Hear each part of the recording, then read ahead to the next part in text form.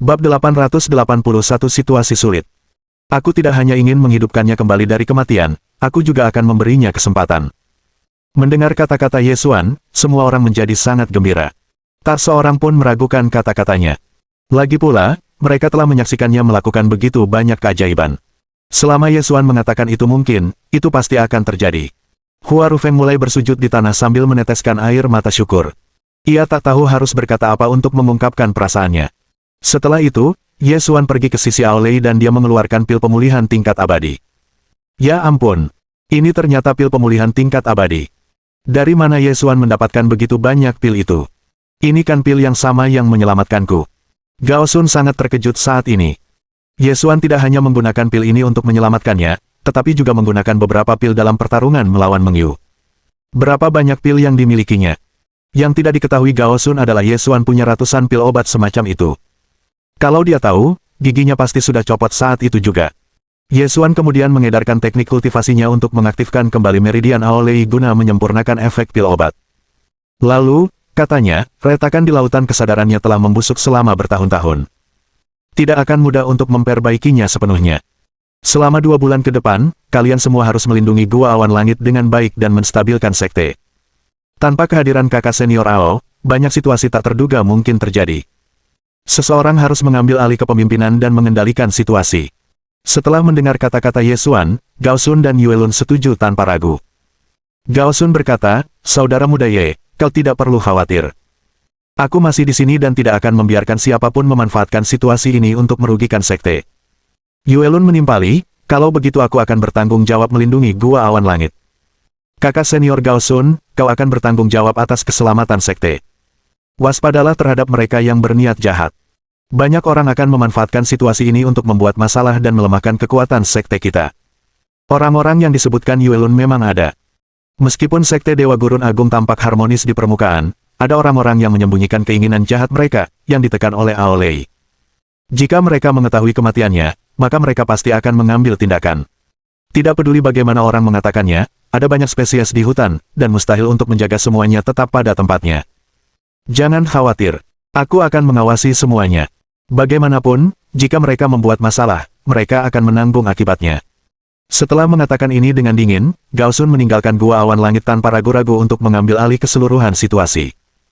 Ye Xuan memperhatikan Gao Sun pergi, lalu menoleh kedua muridnya dan Hua Rufeng dan memberi instruksi, "Kalian juga harus keluar dan membantu." "Oke," kata mereka bertiga serempak, lalu meninggalkan Gua Awan Langit. Yang lainnya juga pergi setelah itu. Pada saat ini, hanya Ye Xuan, Aolei, Yue Lun, dan Xiang Yun yang ada di Gua Awan Langit. "Kakak senior Yue Lun, kami harus mengandalkanmu sekarang." Setelah mengatakan itu, ia mengalihkan perhatiannya kembali ke Aolei. Pil pemulihan tingkat keabadian mulai berefek, dan kekuatan hidupnya mulai mengembun dan terkumpul kembali. Pil itu saja sudah cukup untuk menghidupkan kembali Aolei, tetapi Ye Xuan tidak ingin berhenti di situ. Ia harus memperbaiki retakan di lautan kesadaran Aolei. Jika tidak, situasi saat ini akan terus berlanjut dan pil itu hanya akan memperpanjang hidup Aolei. Setelah bertahun-tahun Aolei memimpin sekte, Ye Xuan merasa setidaknya ia pantas mendapatkan hal ini. Kini ia telah berubah pikiran. Awalnya ia berniat memberi kesempatan lain kepada para kultivator sekte, tetapi ia merasa akan menyalurkan seluruh kekuatannya kepada Aolei. Itu akan memungkinkan Aolei memimpin sekte dengan lebih baik. Lagi pula, ada banyak orang jahat di sekte itu, tetapi kesetiaan dan komitmen Aolei kepada sekte itu tidak perlu diragukan lagi. Beberapa saat kemudian, Ye Xuan membantu Aolei berdiri dan meletakkan telapak tangannya di punggung Aolei. Begitu ia melakukannya, langit dipenuhi awan, dan angin kencang mulai bertiup. Di alun-alun, orang-orang serentak mengangkat kepala untuk melihat pemandangan ini. Penatua pedang Ye pasti sudah bertindak. Pedang abadi Ye akan menunjukkan kekuatannya dan menyelamatkan paman bela di Riao. Suasana awalnya terasa berat, tetapi saat ini, hati semua orang dipenuhi harapan. Ye Xuan pasti bisa melakukan keajaiban. Namun, pada saat ini, berita tentang kematian Aolei sudah mulai menyebar ke seluruh benua timur. Setelah mendengar kabar ini, sebagian orang gembira, sementara yang lain khawatir. Hal ini menyebabkan kegemparan besar. Aolei benar-benar mati, gumam Chu Tianba dalam hati, matanya dipenuhi ketidakpercayaan. Situasi saat ini sungguh istimewa karena 8 benua telah bersatu kembali, dan tangga surgawi akan segera dibuka. Pada saat ini, tetua agung dari sekte terkuat di benua timur telah meninggal dunia. Berita itu pun menyebar ke benua lain dan banyak pihak merasa gembira. Hehehe, salah satu pemimpin pasukan nomor 1 di benua timur benar-benar mati begitu mudahnya. Sepertinya kita tidak perlu khawatir tentang mereka di masa depan. Karena dia baru saja meninggal dunia, dan banyak orang yang berduka, mungkin ini saat yang tepat bagi kita untuk bertindak. Bab 882 Istana Kuno. Banyak kekuatan di 8 benua mulai bersiap. Kesempatan seperti ini langka. Jika para pemimpin Sekte Dewa Gurun Agung gagal menstabilkan situasi, dampaknya pasti akan sangat besar bagi seluruh sekte. Kekacauan akan merajalela, dan bahkan mungkin terjadi pertikaian internal. Banyak orang bahkan mungkin akan mempertaruhkan posisi lama Aolei. Lagi pula, semua orang mendambakan kekuasaan dan pengaruh. Dengan demikian, selain mereka yang membuat persiapan untuk bertindak, ada banyak lagi yang menonton dan menunggu. Namun, yang mengejutkan mereka, tampaknya tidak ada yang berubah di Sekte Great Wilderness Divine. Tidak ada tanda-tanda kekacauan atau pertikaian internal. Lebih jauh lagi, belum ada seorang pun yang diumumkan sebagai pengganti Aolei. Selama beberapa hari berikutnya, tidak ada pergerakan yang terdeteksi dari Sekte Great Wilderness Divine. Apa yang sedang terjadi? Karena tidak dapat mengetahui apa yang tengah terjadi, banyak pasukan mengirim para kultivator ke Sky Mountain untuk menyelidiki situasi dan bertanya-tanya. Begitu para petani itu tiba, mereka menyadari bahwa tidak ada yang terjadi di sana. Kehidupan masyarakat sebenarnya tertib, dan tidak ada sedikit pun jejak kekacauan. Situasi ini berlangsung selama kurang lebih 30 hari. Akhirnya, suatu hari, sebuah ledakan besar terdengar. Dari laut timur yang luas, seekor monyet berbulu tiba-tiba terbang, menimbulkan gelombang yang tak terhitung jumlahnya. Monyet berbulu ini memegang tongkat berlapis emas, yang dapat mengubah ukurannya sesuka hati. Dalam sekejap, monyet berbulu itu telah mengaduk air benua timur seperti mengaduk sup, kemudian, aura ilahi tiba-tiba muncul dari kedalaman laut timur. Monyet berbulu itu menyuruh seseorang membuka segelnya dan menyebabkan sebuah istana tertentu menampakkan diri kepada dunia. Hal ini menyebabkan kegemparan di 8 benua, yang semuanya dapat merasakan betapa luar biasanya istana kuno ini. Di kedalaman langit berbintang yang jauh, sepasang mata merah darah tiba-tiba terbuka. Mata itu dipenuhi keserakahan. Tanpa ragu, makhluk itu bergegas menuju laut timur tanpa penundaan, dan banyak makhluk lain mengikutinya. Mereka dapat merasakan bahwa istana kuno ini berisi kesempatan bagi mereka untuk menjadi abadi. Setelah istana kuno muncul, situasi segera menjadi kacau, dan banyak faksi segera mengambil tindakan. Haha, pertarungan pertama akan segera dimulai. Di puncak gunung tertentu, mata Ou Yunhai dipenuhi aura haus darah. Sejak dikalahkan Ye Xuan, ia fokus berkultivasi dalam pengasingan dan tak pernah berhenti, diam-diam menunggu kesempatan datang. Ye Xuan, tunggu saja. Aku akan mengajarimu konsekuensi jika menyinggung perasaanku. Begitu selesai berbicara, Ou Yunhai melepaskan aura mengerikan. Dengan mengangkat tangannya, ia mengubah gunung yang jauh menjadi abu. Orang suci dari Sekte Dewa Angin Surgawi itu tampaknya telah menembus ke alam abadi yang tersegel. Bagaimana dia berhasil?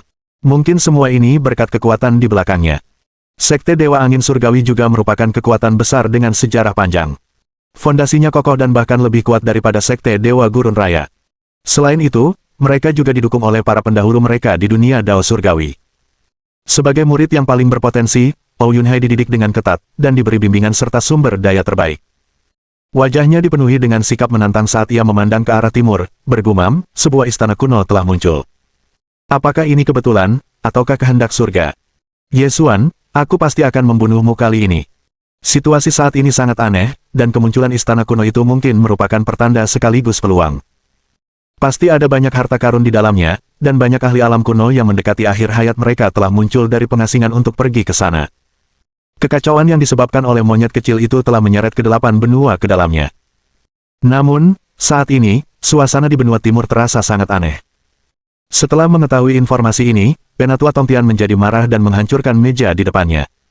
Sialan! Kenapa istana kuno ini tiba-tiba muncul di saat kritis seperti ini? Apakah surga mencoba memaksa benua timur kita ke dalam situasi yang putus asa?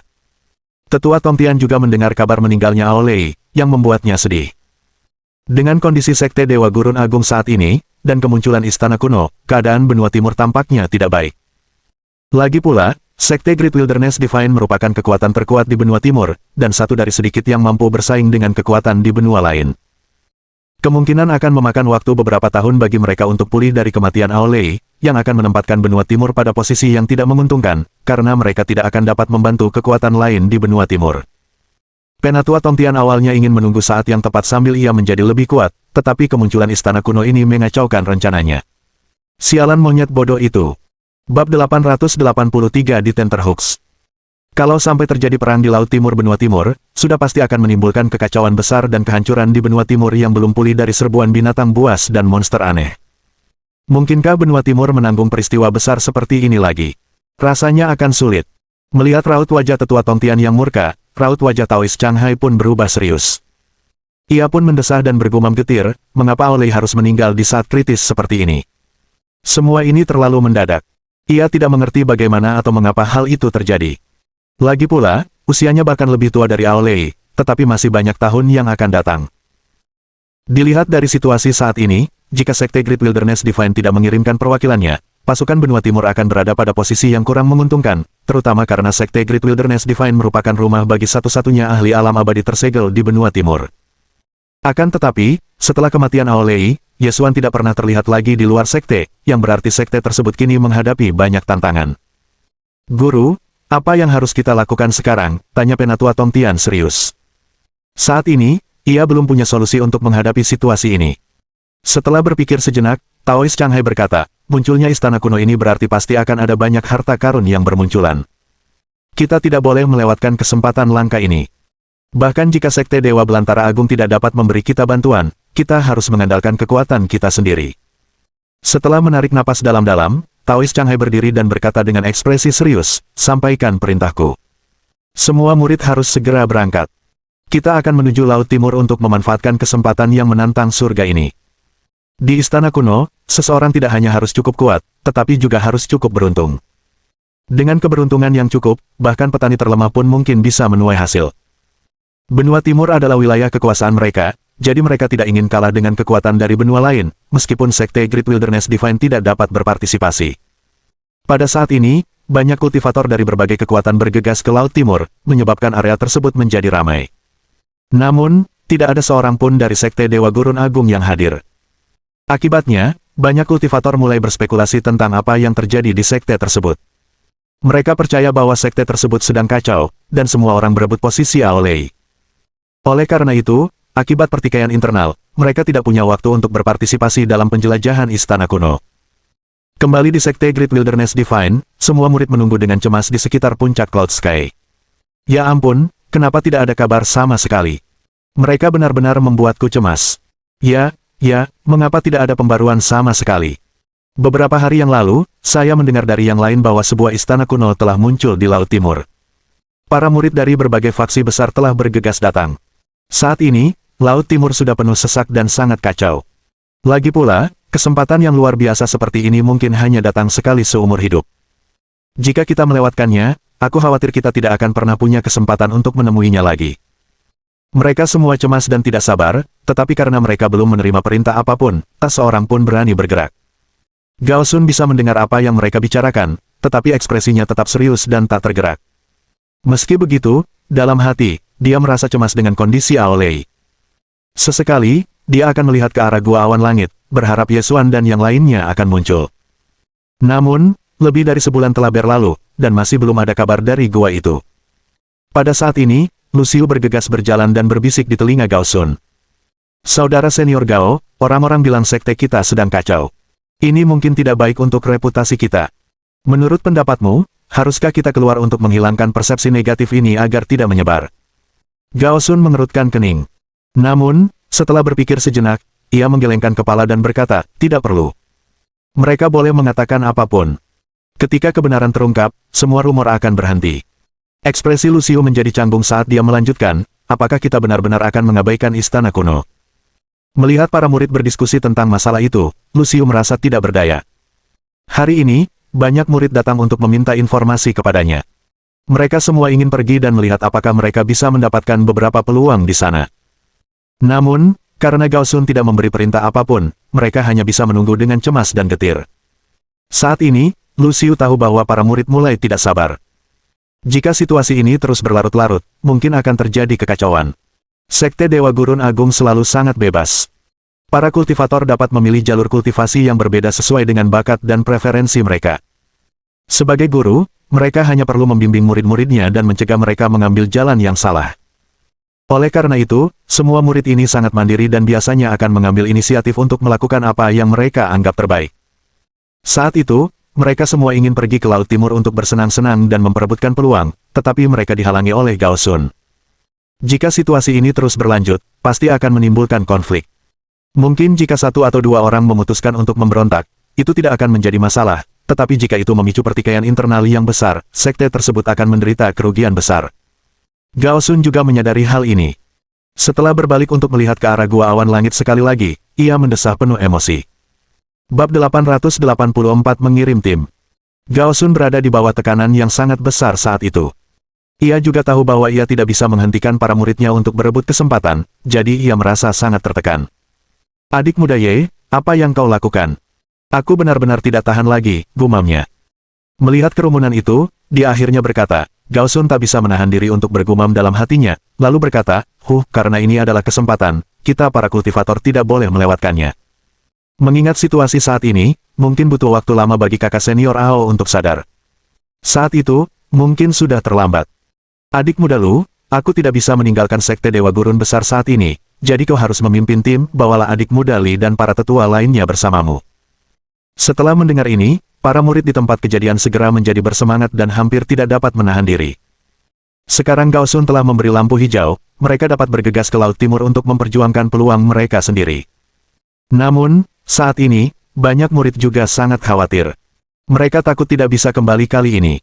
Lagi pula, mereka tidak memiliki seorang ahli yang membimbing mereka. Setelah merenung sejenak, Gao Sun menoleh ke arah Zhuge Yuiwei. Keponakan bela diri Zhuge, kau yang terkuat di antara murid-murid sekte ini, jadi aku khawatir peluang tim kita akan sia-sia tanpamu. Bagaimana kalau kau ikut mereka ke Laut Timur? Di sisi lain, Zhuge Yuiwei menatap gua awan langit dengan cemas. Ia ingin tetap berada di sisi gurunya dan tak ingin pergi. Namun, melihat situasi saat ini, jika sekte tersebut tidak tampil baik di istana kuno, reputasinya kemungkinan besar akan tercoreng. Namun, setelah berpikir sejenak, Zhuge Yuiwei melirik Feng Xiyun, dan sudut mulutnya sedikit melengkung. Feng Xiyun juga memperhatikan senyum jahat Zhuge Yuiwei dan hatinya bergetar. Kakak, pertama. Feng Xiyun bertanya ragu-ragu dengan suara gemetar. Namun, sebelum ia sempat melanjutkan, Zhuge Yuiwei meraih lengannya dan berkata, kakak kedua, kau tak perlu bicara. Kau sudah tidak muda lagi, jadi sudah waktunya kau memikul lebih banyak tanggung jawab. Saat ini, ada banyak urusan mendesak di puncak langit awan, dan aku tidak bisa pergi ke Laut Timur. Karena itu, sebaiknya kau yang menggantikanku. Bagaimana menurutmu? Melihat tatapan penuh harap Zhuge Yuiwei, Feng Xiyun tak kuasa menolak. Karena itu, ia hanya bisa menggertakkan gigi dan berkata, baiklah, aku akan pergi menggantikanmu. Dulu, banyak situasi yang ia hadapi ditangani oleh gurunya, atau kakak perempuannya. Kini, tibalah saatnya ia berbagi beban. Secara kebetulan, dia juga bisa mencoba teknik abadi yang diajarkan Ye Xuan. Melihat Feng Xiyun setuju, Zhuge Yuiwei merasa sangat puas. Kakak kedua, Zhuge Yuiwei berkata setelah berpikir sejenak, merasa khawatir, dalam perjalanan ke Laut Timur ini, kamu mungkin akan bertemu banyak jenius, dan akan ada banyak lawan yang kuat di antara mereka. Tanggung jawab menjaga reputasi puncak langit awan dan sekte Dewa Belantara Agung akan diserahkan kepadamu. Suster pertama, jangan khawatir. Aku pasti akan membuat sekte ini bangga. Feng Xiyun tidak ragu untuk mengatakan ini. Saat ini, ia penuh percaya diri. Lagi pula, ia memiliki api pembakar surga yang dapat membakar segalanya. Mengapa ia harus takut pada orang lain? Baiklah, itu bagus. Tapi, ingat, berhati-hati itu tidak pernah buruk. Zhuge Yuiwei kemudian memperhatikan saat Feng Xiyun pergi.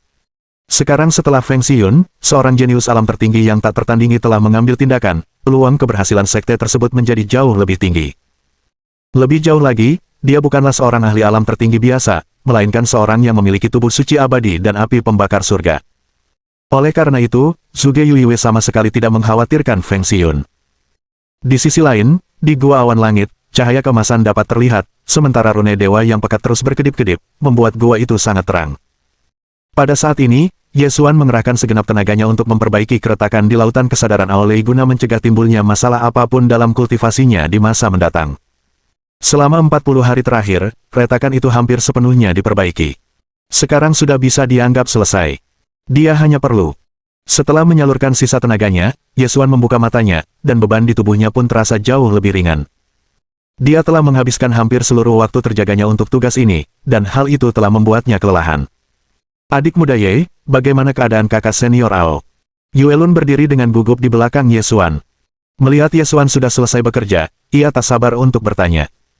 Ye Xuan melambaikan tangannya dan berkata, kakak senior Ao baik-baik saja. Meskipun begitu, meskipun kekuatan hidupnya telah pulih, bahaya tersembunyi di lautan kesadarannya belum sepenuhnya hilang. Bab 885 Peluang. Berkat pil pemulihan kelas abadi, nyawa Ao Lei memang terselamatkan.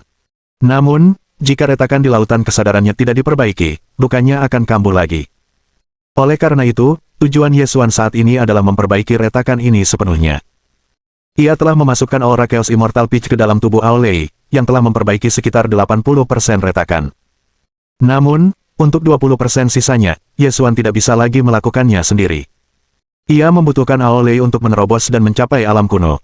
Setelah Ao Lei menerobos, kekuatan hidup yang melonjak dari terobosan tersebut akan membantu memperbaiki retakan sepenuhnya. Pertama-tama, ia perlu menangani sisa kekuatan teknik Devouring Heaven milik Meng Yu di dalam tubuh Ao Lei. Jika tidak, berapapun energi yang disalurkan Ye Xuan ke dalam tubuh Ao Lei, pada dasarnya tidak akan berguna. Situasi Ao Lei sama persis dengan Tian Xuan, yang tidak dapat mencapai alam kuno karena luka-lukanya, dan meninggal dunia. Teknik Devouring Heaven milik Meng Yu sungguh sangat merepotkan, dan bahkan Ye Xuan tidak dapat memikirkan cara lain untuk membuang sisa kekuatan itu. Jika Ye Xuan menyadari kondisi Ao Lei sejak awal, ia mungkin punya cara untuk mengatasinya. Namun, setelah Ao Lei meninggal, kekuatan iblis dalam tubuhnya menjadi tak terkendali. Menghancurkannya sepenuhnya sekarang tidak akan semudah itu. Yuelun juga memperhatikan kerutan di dahi Ye Xuan dan mengerti bahwa dia pasti menghadapi masalah yang pelik. Adik Ye, mungkinkah benar-benar tidak ada cara untuk menyelesaikan masalah ini? Ye Xuan tidak menjawab. Sebaliknya, ia tenggelam dalam pikirannya yang mendalam. Puci. Tiba-tiba, Ao Lei memuntahkan seteguk darah. Wajahnya, yang tadinya sudah kembali normal, kembali pucat. Kakak Ao. Yuelun sangat gugup saat ini. Ia ingin segera menghampiri dan membantunya, tetapi Ao Lei tiba-tiba membuka mata dan menggelengkan kepala, memberi isyarat agar Yuelun tidak mendekat. Ia bisa merasakan aura iblis terus-menerus merusak tubuhnya, dan mendesak emosional sambil berkata, lupakan saja. Bagaimana mungkin aku tidak mengerti kondisiku sendiri? Kekuatan iblis dari teknik Devouring Heaven telah mendatangkan malapetaka di tubuhku selama 100 tahun. Aku telah mencoba banyak cara untuk menyingkirkannya, tetapi tidak ada yang berhasil. Adik Ye, meskipun aku tahu kau punya kemampuan luar biasa, kau tak perlu menyia-nyiakan begitu banyak harta untuk tubuhku. Pada saat ini, Ao Lei tidak mempunyai harapan untuk dirinya sendiri, dan tidak ingin terus berjuang. Namun, Ye Xuan tidak berpikiran sama. Ia malah tersenyum dan berkata, kakak senior Ao, tidak perlu kata-kata menyedihkan seperti itu. Meskipun teknik Devouring Heavenly sulit untuk dihadapi, aku masih punya caraku sendiri. Mendengar ini, Ao Lei menoleh ke arah Ye Xuan. Melihat ekspresi percaya dirinya, Ao Lei tertegun. Mungkinkah Ye Xuan benar-benar mampu mengatasi sisa kekuatan yang ditinggalkan oleh teknik Devouring Heaven? Bahkan Tian Xuan pun tidak mampu berbuat apa-apa, sehingga ia merasa putus asa dengan situasi ini. Adik Ye, bagaimana kita bisa menyelesaikan masalah kakak Ao? Tanya Yuelun. Pada saat ini, sudut mulut Ye Xuan sedikit melengkung. Ia tidak terburu-buru menjawab. Sebaliknya, ia mulai melakukan beberapa segel tangan. Dalam sekejap, cahaya terang menyelimuti seluruh gua awan langit. Samar-samar terlihat bunga teratai melayang di udara. Mungkinkah ini kekuatan suci tingkat abadi? Yuelun bergumam kaget saat melihat ini. Saat Ye Xuan terus mengaktifkan teknik cahaya abadi, bunga teratai besar perlahan-lahan mekar di dalam gua awan langit. Kemudian, Ye Xuan berkata dengan tenang, kakak senior Ao, izinkan aku memberimu kesempatan hari ini untuk membantumu mencapai alam kuno.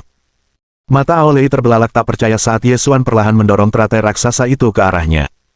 Kemudian, teratai raksasa itu menghilang ke dalam tubuhnya. Dalam sekejap mata, kekuatan iblis dalam tubuh Ao Lei seakan bertemu musuh alaminya, dan mulai melarikan diri ke segala arah. Teratai raksasa itu pun tertanam di lautan kesadaran Ao Lei, lalu berubah menjadi bunga dao. Merasakan apa yang sedang terjadi, Ao Lei berseru kaget, apakah ini bunga dao? Dia tercengang. Dia belum mencapai alam abadi yang tersegel, jadi bagaimana mungkin bunga dao bisa bersemayam di lautan kesadarannya?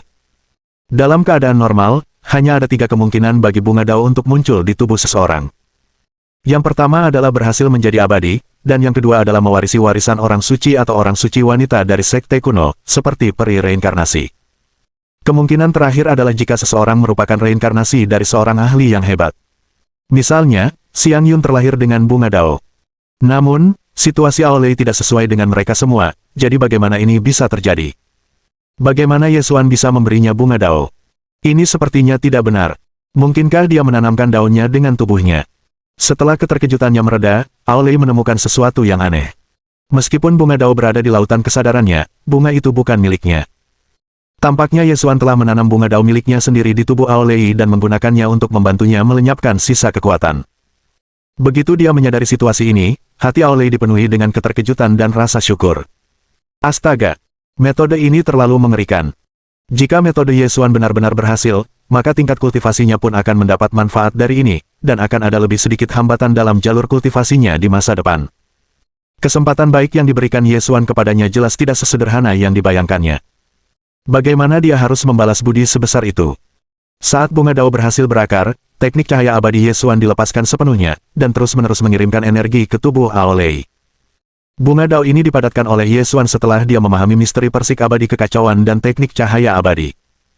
Jika benar-benar dapat berakar sepenuhnya, misteri yang terkandung dalam bunga dao pasti akan menguntungkan kultivasi Ao Lei di masa depan. Bab 886 sukses. Dengan bantuan bunga dao, Ao Lei tidak perlu lagi melewati proses penyelesaian dao yang sulit saat ia menerobos ke alam abadi yang tersegel. Yang perlu ia lakukan hanyalah mengumpulkan fondasi kultivasinya hingga mencapai level itu. Sebenarnya, Ye Xuan baru saja memikirkan metode ini, dan sedang mengujinya.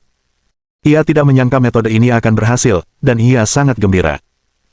Metode yang digunakan Ye Xuan terhadap Ao Lei sebenarnya tidak jauh berbeda dengan metode yang dipilihnya saat ia melangkah ke alam abadi yang tersegel, hanya saja ia menggunakan fondasinya sendiri untuk membangun Ao Lei. Meski begitu, meskipun Ao Lei tidak harus menyelesaikan daunnya, jika dia salah arah dalam kultivasinya di masa depan, dia mungkin akan menghadapi krisis besar jika dia tidak berhati-hati. Untungnya, ini adalah bunga dao Ye Xuan yang dipadatkan menggunakan misteri teknik cahaya abadi dan persik abadi chaos, yang cukup cocok untuk sebagian besar jalur kultivasi. Ini akan mempermudah jalan Ao Lei di masa depan.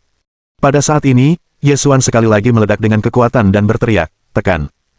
Wajah Ao Lei langsung memucat dan tak berdaya. Ia merasa seolah-olah organ-organnya ditusuk jarum yang tak terhitung jumlahnya, dan rasa sakitnya tak tertahankan. Namun, bunga dao di lautan kesadarannya tiba-tiba memancarkan cahaya ilahi, yang terus-menerus memurnikan aura kekuatan di tubuhnya.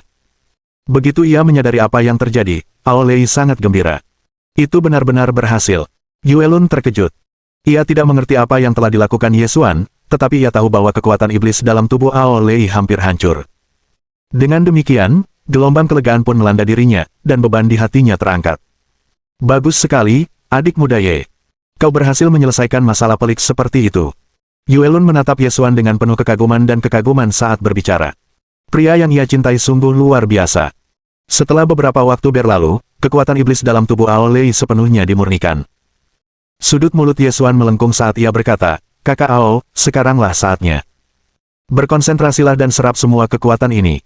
Ao Lei tercengang. Kekuatan? Kekuatan apa? Beberapa saat kemudian, Ao Lei merasakan sebuah tangan di punggungnya, dan kemudian segera merasakan sejumlah besar kekuatan spiritual disuntikkan ke dalam tubuhnya, menyebabkannya membengkak dan menggembung. Sialan, banyak banget. Dia tersadar kembali dan buru-buru mulai menyerap kekuatan itu, yang menyebabkan tingkat kultivasinya mulai meningkat pesat. Dalam sekejap, ia hampir menembus ranah kuno. Ia tak pernah menyangka akan menjadi lebih kuat secepat ini.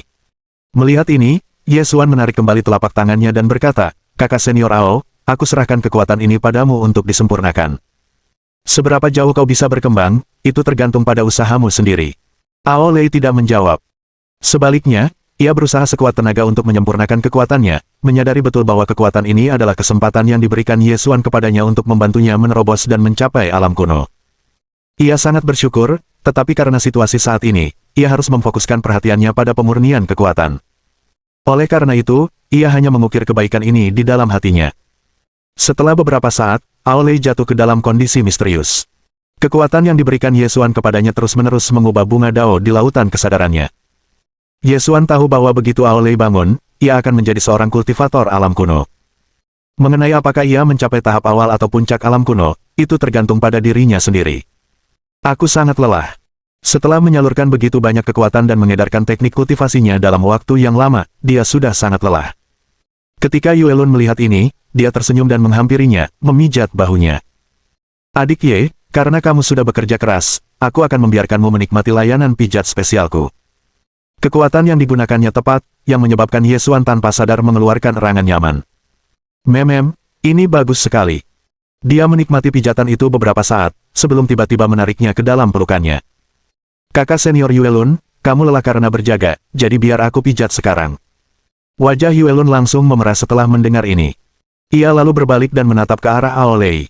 Untungnya, mata Aolei tertutup rapat dan ia tampak masih dalam keadaan misterius itu. Namun, kehadirannya di sini tetap saja membuat suasana terasa canggung. Ketika ia berbalik dan bertemu pandang dengan Ye Xuan, jantungnya tak kuasa menahan debaran liar. Ia hanya bisa pasrah pada takdir dan menunggu apa yang akan terjadi. Mungkinkah adik muda Ye akan mendekatiku di sini? Itu tidak bagus. Adik senior Ao masih duduk di samping kita. Kalau dia tiba-tiba bangun, betapa memalukannya itu. Saat jantungnya berdetak kencang, dia tiba-tiba merasakan sepasang tangan hangat menekan bahunya. Tiba-tiba ia merasakan gelombang kekuatan mengalir ke tubuhnya, mengejutkannya. Ia langsung menatap Ye Xuan dengan tak percaya. Apakah ini pijatannya? Apa yang terjadi dengan kekuatan yang mengalir ke dalam tubuhnya? Saat dia linglung, Ye Xuan tersenyum dan berkata, jangan konyol. Cepat dan sempurnakan kekuatan ini. Baiklah. Bab 887 Pertemuan Para Jenius, Bagian 1. Sepertinya dia salah. Ye Xuan memang bergerak, tapi bukan itu yang dia harapkan, meskipun dia sedikit mengantisipasinya. Dia hanya ingin memberinya kesempatan. Setelah merasakan kekuatan yang melonjak di tubuhnya, Yuelun sangat terkejut. Dari mana Ye Xuan mendapatkan begitu banyak energi? Dia baru saja memberikan sebagian besar kekuasaan pada Aolei, dan sekarang memberinya kekuasaan yang tersisa. Yang tidak diketahui Yuelun adalah Ye Xuan baru memberikan setengah kekuasaannya kepada Aolei. Ia masih memiliki setengah kekuasaan yang tersisa. Pada akhirnya, dia juga harus menjaga wanitanya. Melihat Yuelun berbaring patuh di pelukannya, Ye Xuan tak kuasa menahan diri untuk membelai rambutnya dengan penuh kasih sayang. Ia tidak membantu Yuelun menanam bunga dao. Lagi pula, Yuelun sudah memiliki dao pilihannya sendiri dan masih ada ruang untuk berkembang. Aolei tidak seperti itu. Jika Ye Xuan tidak membantunya menanam bunga dao, kemungkinan besar ia akan mati. Untungnya, bunga dao ini cocok untuk jalur kultivasinya. Kalau tidak, segalanya mungkin akan jauh lebih sulit. Saat Ye Xuan mentransfer sisa kekuatannya ke tubuh Yuelun, ia pun jatuh ke dalam kondisi misterius yang serupa. Ye Xuan menatap wajah cantiknya dengan penuh kasih dan menunggu dengan tenang. Dengan bantuan kekuatan ini, kemungkinan besar ia akan mampu mencapai puncak alam kuno. Namun, itu tidak akan cukup baginya untuk menerobos dan mencapai alam abadi yang tersegel. Oleh karena itu, Ye Xuan dihadapkan pada dilema, bagaimana ia bisa membantu Yuelun mencapai alam abadi yang tersegel. Masalah ini sangat rumit. Mungkinkah ciliat Goldfin yang diberikannya bisa membantunya menembus penghalang alam ini? Setelah merenungkan masalah itu beberapa saat, ia memutuskan untuk menunggu sampai istrinya bangun untuk mencari tahu. Kemudian, ia mulai berkultivasi. Dia dapat merasakan bahwa dirinya hanya sehelai rambut saja dari alam abadi. Mungkin tidak lama lagi dia akan meninggalkan benua ini dan menjelajahi dunia luar. Namun, sebelum dia pergi, dia harus membuat persiapan yang cukup dan meninggalkan sesuatu untuk ketiga muridnya. Di tempat lain, langit di atas Laut Timur yang luas sudah dipenuhi sosok-sosok, baik manusia maupun non-manusia. Setiap orang di sana terfokus pada istana kuno itu. Pada saat ini, saat tanah bergetar, sinar cahaya keemasan turun lagi, menarik perhatian semua orang. Setelah cahaya menghilang, seekor harimau berbulu emas berjalan mendekat dengan arogan dan mendominasi. Setelah melihat sosok harimau emas itu, keributan pun terjadi. Ya ampun, itu ternyata harimau emas. Pada saat ini, wajah tetua Tongtian dipenuhi dengan kesuraman saat dia menatap harimau emas yang sombong, yang tampaknya mengabaikan semua orang di sekitarnya. Harimau emas adalah keturunan binatang dewa kuno yang tercatat dalam kitab-kitab kuno. Di era yang kacau itu, ras mereka adalah eksistensi setingkat penguasa. Para kultivator dari benua timur menjadi khawatir. Bagaimana mereka bisa bersaing dengan lawan sekuat itu? Harimau emas memiliki garis keturunan yang sangat mulia, dan yang satu ini telah mencapai alam tertinggi. Mereka tak punya peluang. Guru, kali ini benua timur kita akan sangat sulit untuk menonjol. Ekspresi Mu Beichen juga menjadi sangat suram. Sekalipun dia sudah berusaha sekuat tenaga dan memperoleh dukungan penuh dari sekte itu, dia hanya mencapai puncak alam penguasa mistik dan belum berhasil menerobos penghalang alam penting itu menuju alam tertinggi. Awalnya, ia pikir ini sudah cukup. Namun, harapannya hancur berantakan oleh kenyataan ketika harimau emas ini muncul. Penatua Tongtian menghela napas dalam-dalam dan berkata, apa yang bisa kita lakukan? Lagi pula, garis keturunan harimau emas memberi mereka keuntungan yang tak tertandingi. Bahkan harimau emas muda seperti ini telah mencapai alam tertinggi. Benua timur kita tandus, jadi bagaimana kita bisa dibandingkan dengan yang lain? Berdasarkan situasi saat ini, sepertinya kita hanya bisa melangkah selangkah demi selangkah. Setelah istana kuno muncul, semakin banyak jenius berkumpul. Pada saat ini, Penatua Tongtian sama sekali tidak tahu harus berbuat apa. Cepat dan lihat ke sana. Seorang jenius dari alam tertinggi telah muncul. Begitu orang itu selesai berbicara, cahaya biru turun dari langit. Kemudian, seekor harimau putih dengan kilat menyambar di sekujur tubuhnya muncul. Setelah melihat harimau petir, harimau emas menundukkan kepalanya, matanya penuh dengan kewaspadaan. Harimau petir ini berasal dari klan kuno di benua Suan. Ia sangat ganas dan suka membunuh orang kemanapun ia pergi. Seperti harimau emas, ia juga memiliki garis keturunan bangsawan dan telah mencapai alam tertinggi. Bahkan harimau emas pun tidak yakin bisa mengalahkan harimau petir. Harimau petir juga menyadari keberadaan harimau emas, dan tatapannya berubah serius. Kemudian, ia berbalik dan menatap para kultivator lain di bawah sambil berbicara tanpa ragu. Kalian semua sampah, tapi berani-beraninya datang ke sini dan mencoba mendapatkan sepotong kue. Sungguh tak tahu malu. Begitu selesai berbicara, harimau petir itu menatap para pengikutnya dan memerintahkan, bunuh mereka semua. Beberapa saat kemudian, ratusan sosok menyerbu ke depan dari belakang harimau petir dan menerkam para petani di bawah, mencoba membunuh mereka semua. Bagi harimau petir, hanya mereka yang setara dalam hal kekuatan dan garis keturunan yang layak mendapatkan pengakuan. Sedangkan para kultivator di bawahnya, mereka tak lebih baik dari semut, dan karenanya harus diinjak dan dibunuh.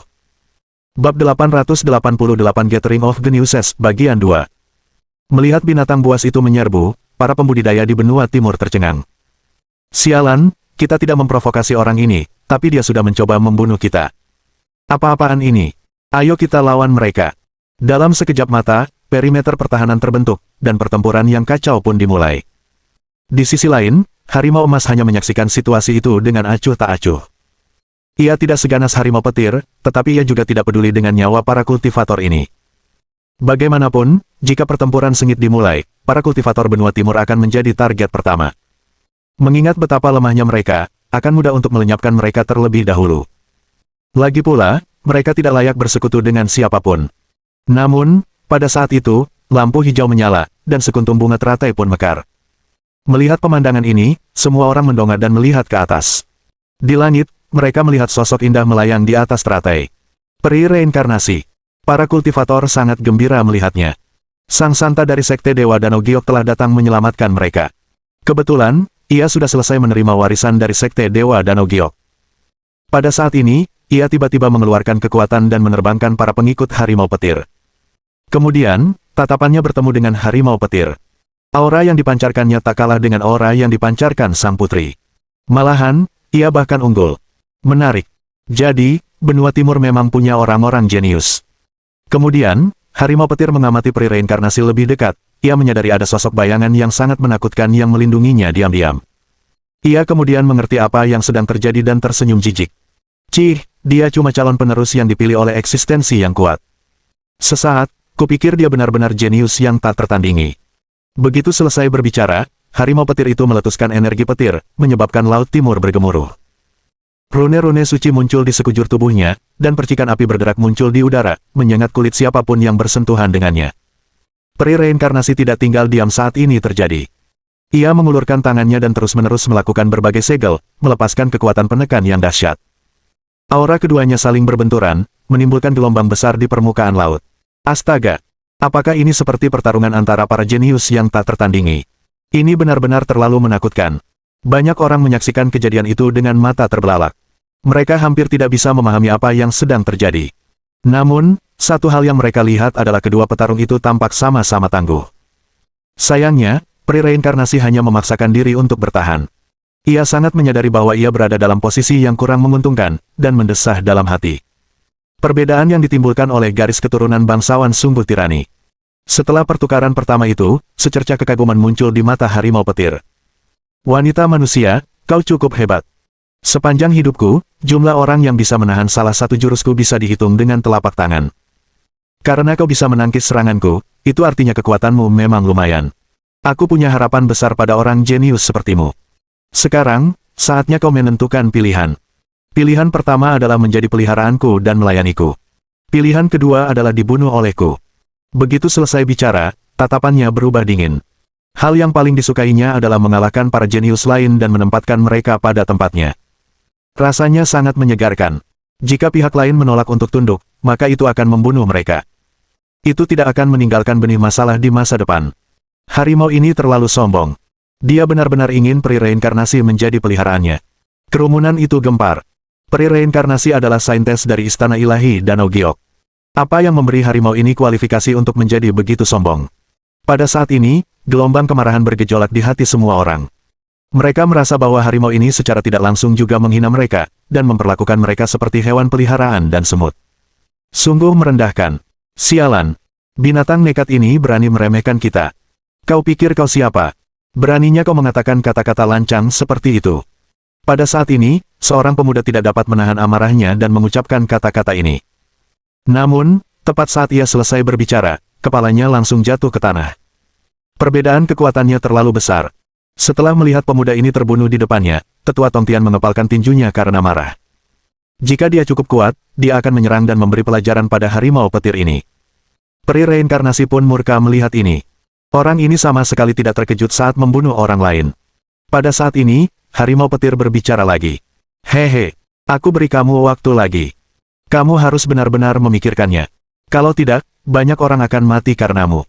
Mendengar ini, mata peri reinkarnasi dipenuhi dengan niat membunuh. Namun, ia memaksa dirinya untuk tetap tenang. Saat ia sedang memikirkan cara mengatasi masalah ini, seberkas api langsung turun ke tanah. Setelah api menghilang, sesosok anggun muncul. Bab 889 Feng Xiyun tiba. Kamu benar-benar sombong. Dari mana anak kucing ini berasal? Berani-beraninya dia datang ke sini dan bertingkah begitu lancang. Pada saat itu, sesosok api muncul di langit. Wajahnya dipenuhi senyum cemerlang, dan ia sama sekali tidak terlihat gugup. Setelah melihat siapa orang itu, orang banyak menjadi gempar. Sekte Dewa Gurun Besar. Sekte Dewa Gurun Agung benar-benar mengirim seseorang ke sini.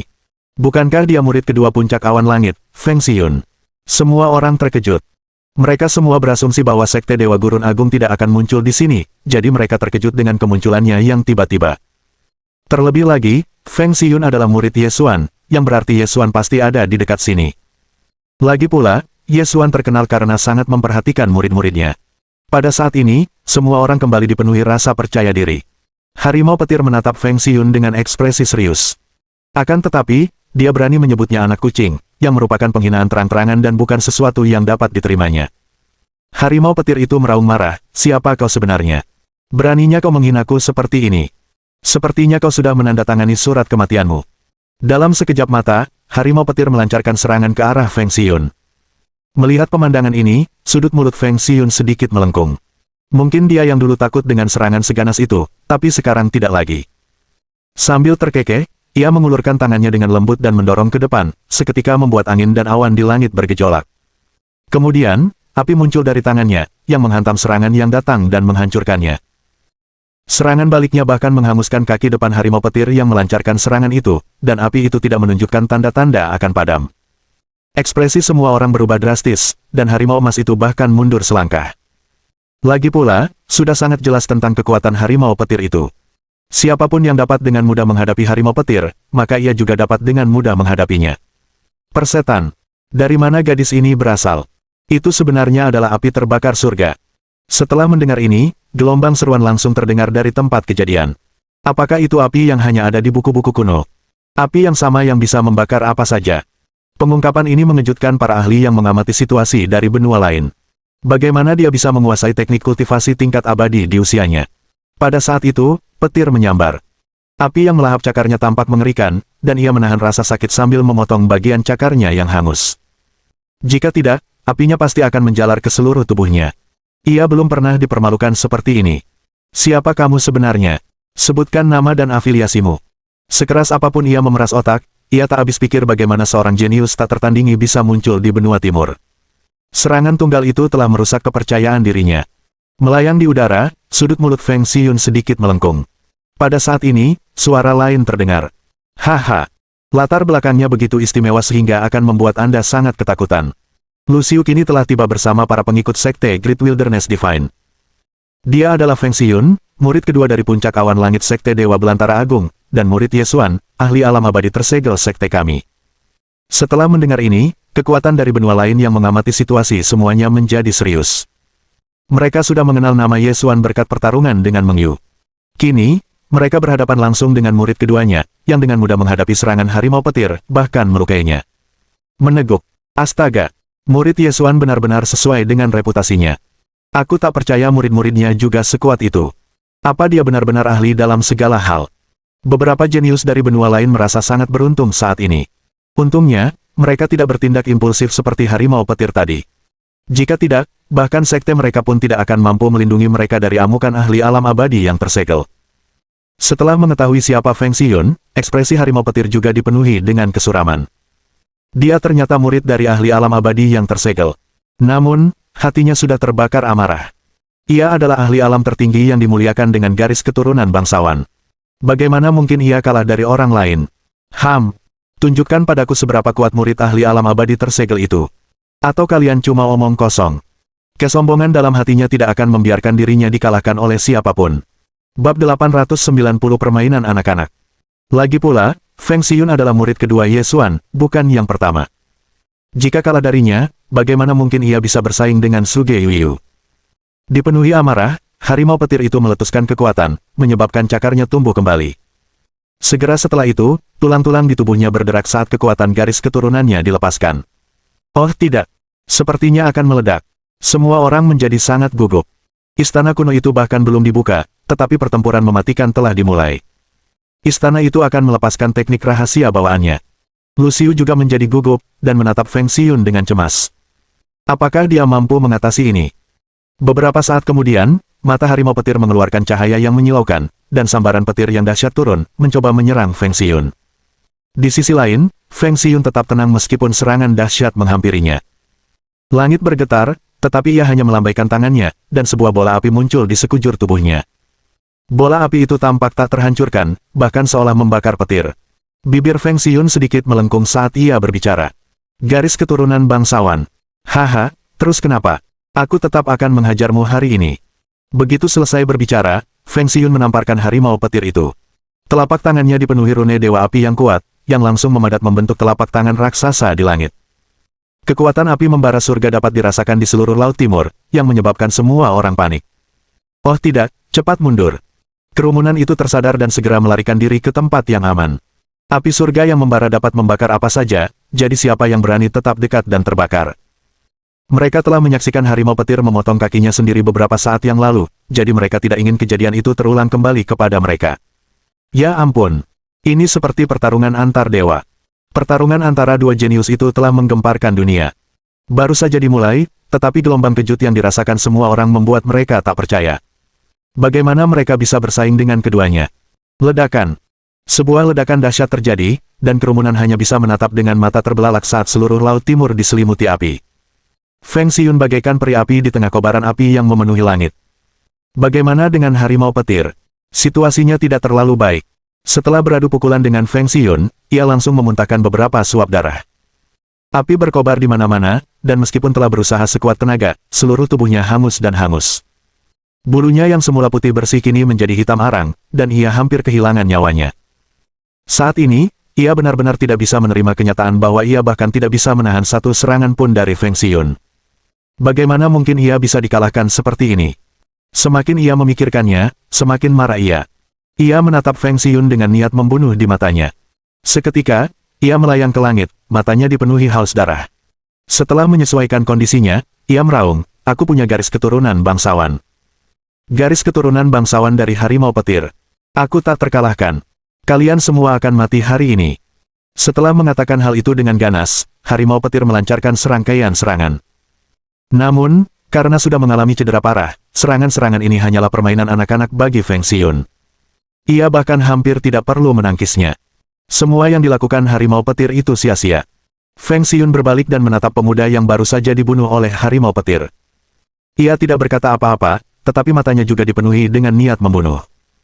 Kucing buas ini begitu tidak manusiawi hingga ia akan memulai pembantaian tanpa alasan yang jelas. Karena ia mengabaikan nyawa orang lain, sudah waktunya ia belajar menghargai nyawanya sendiri. Niat membunuhnya bahkan mengejutkan dirinya sendiri.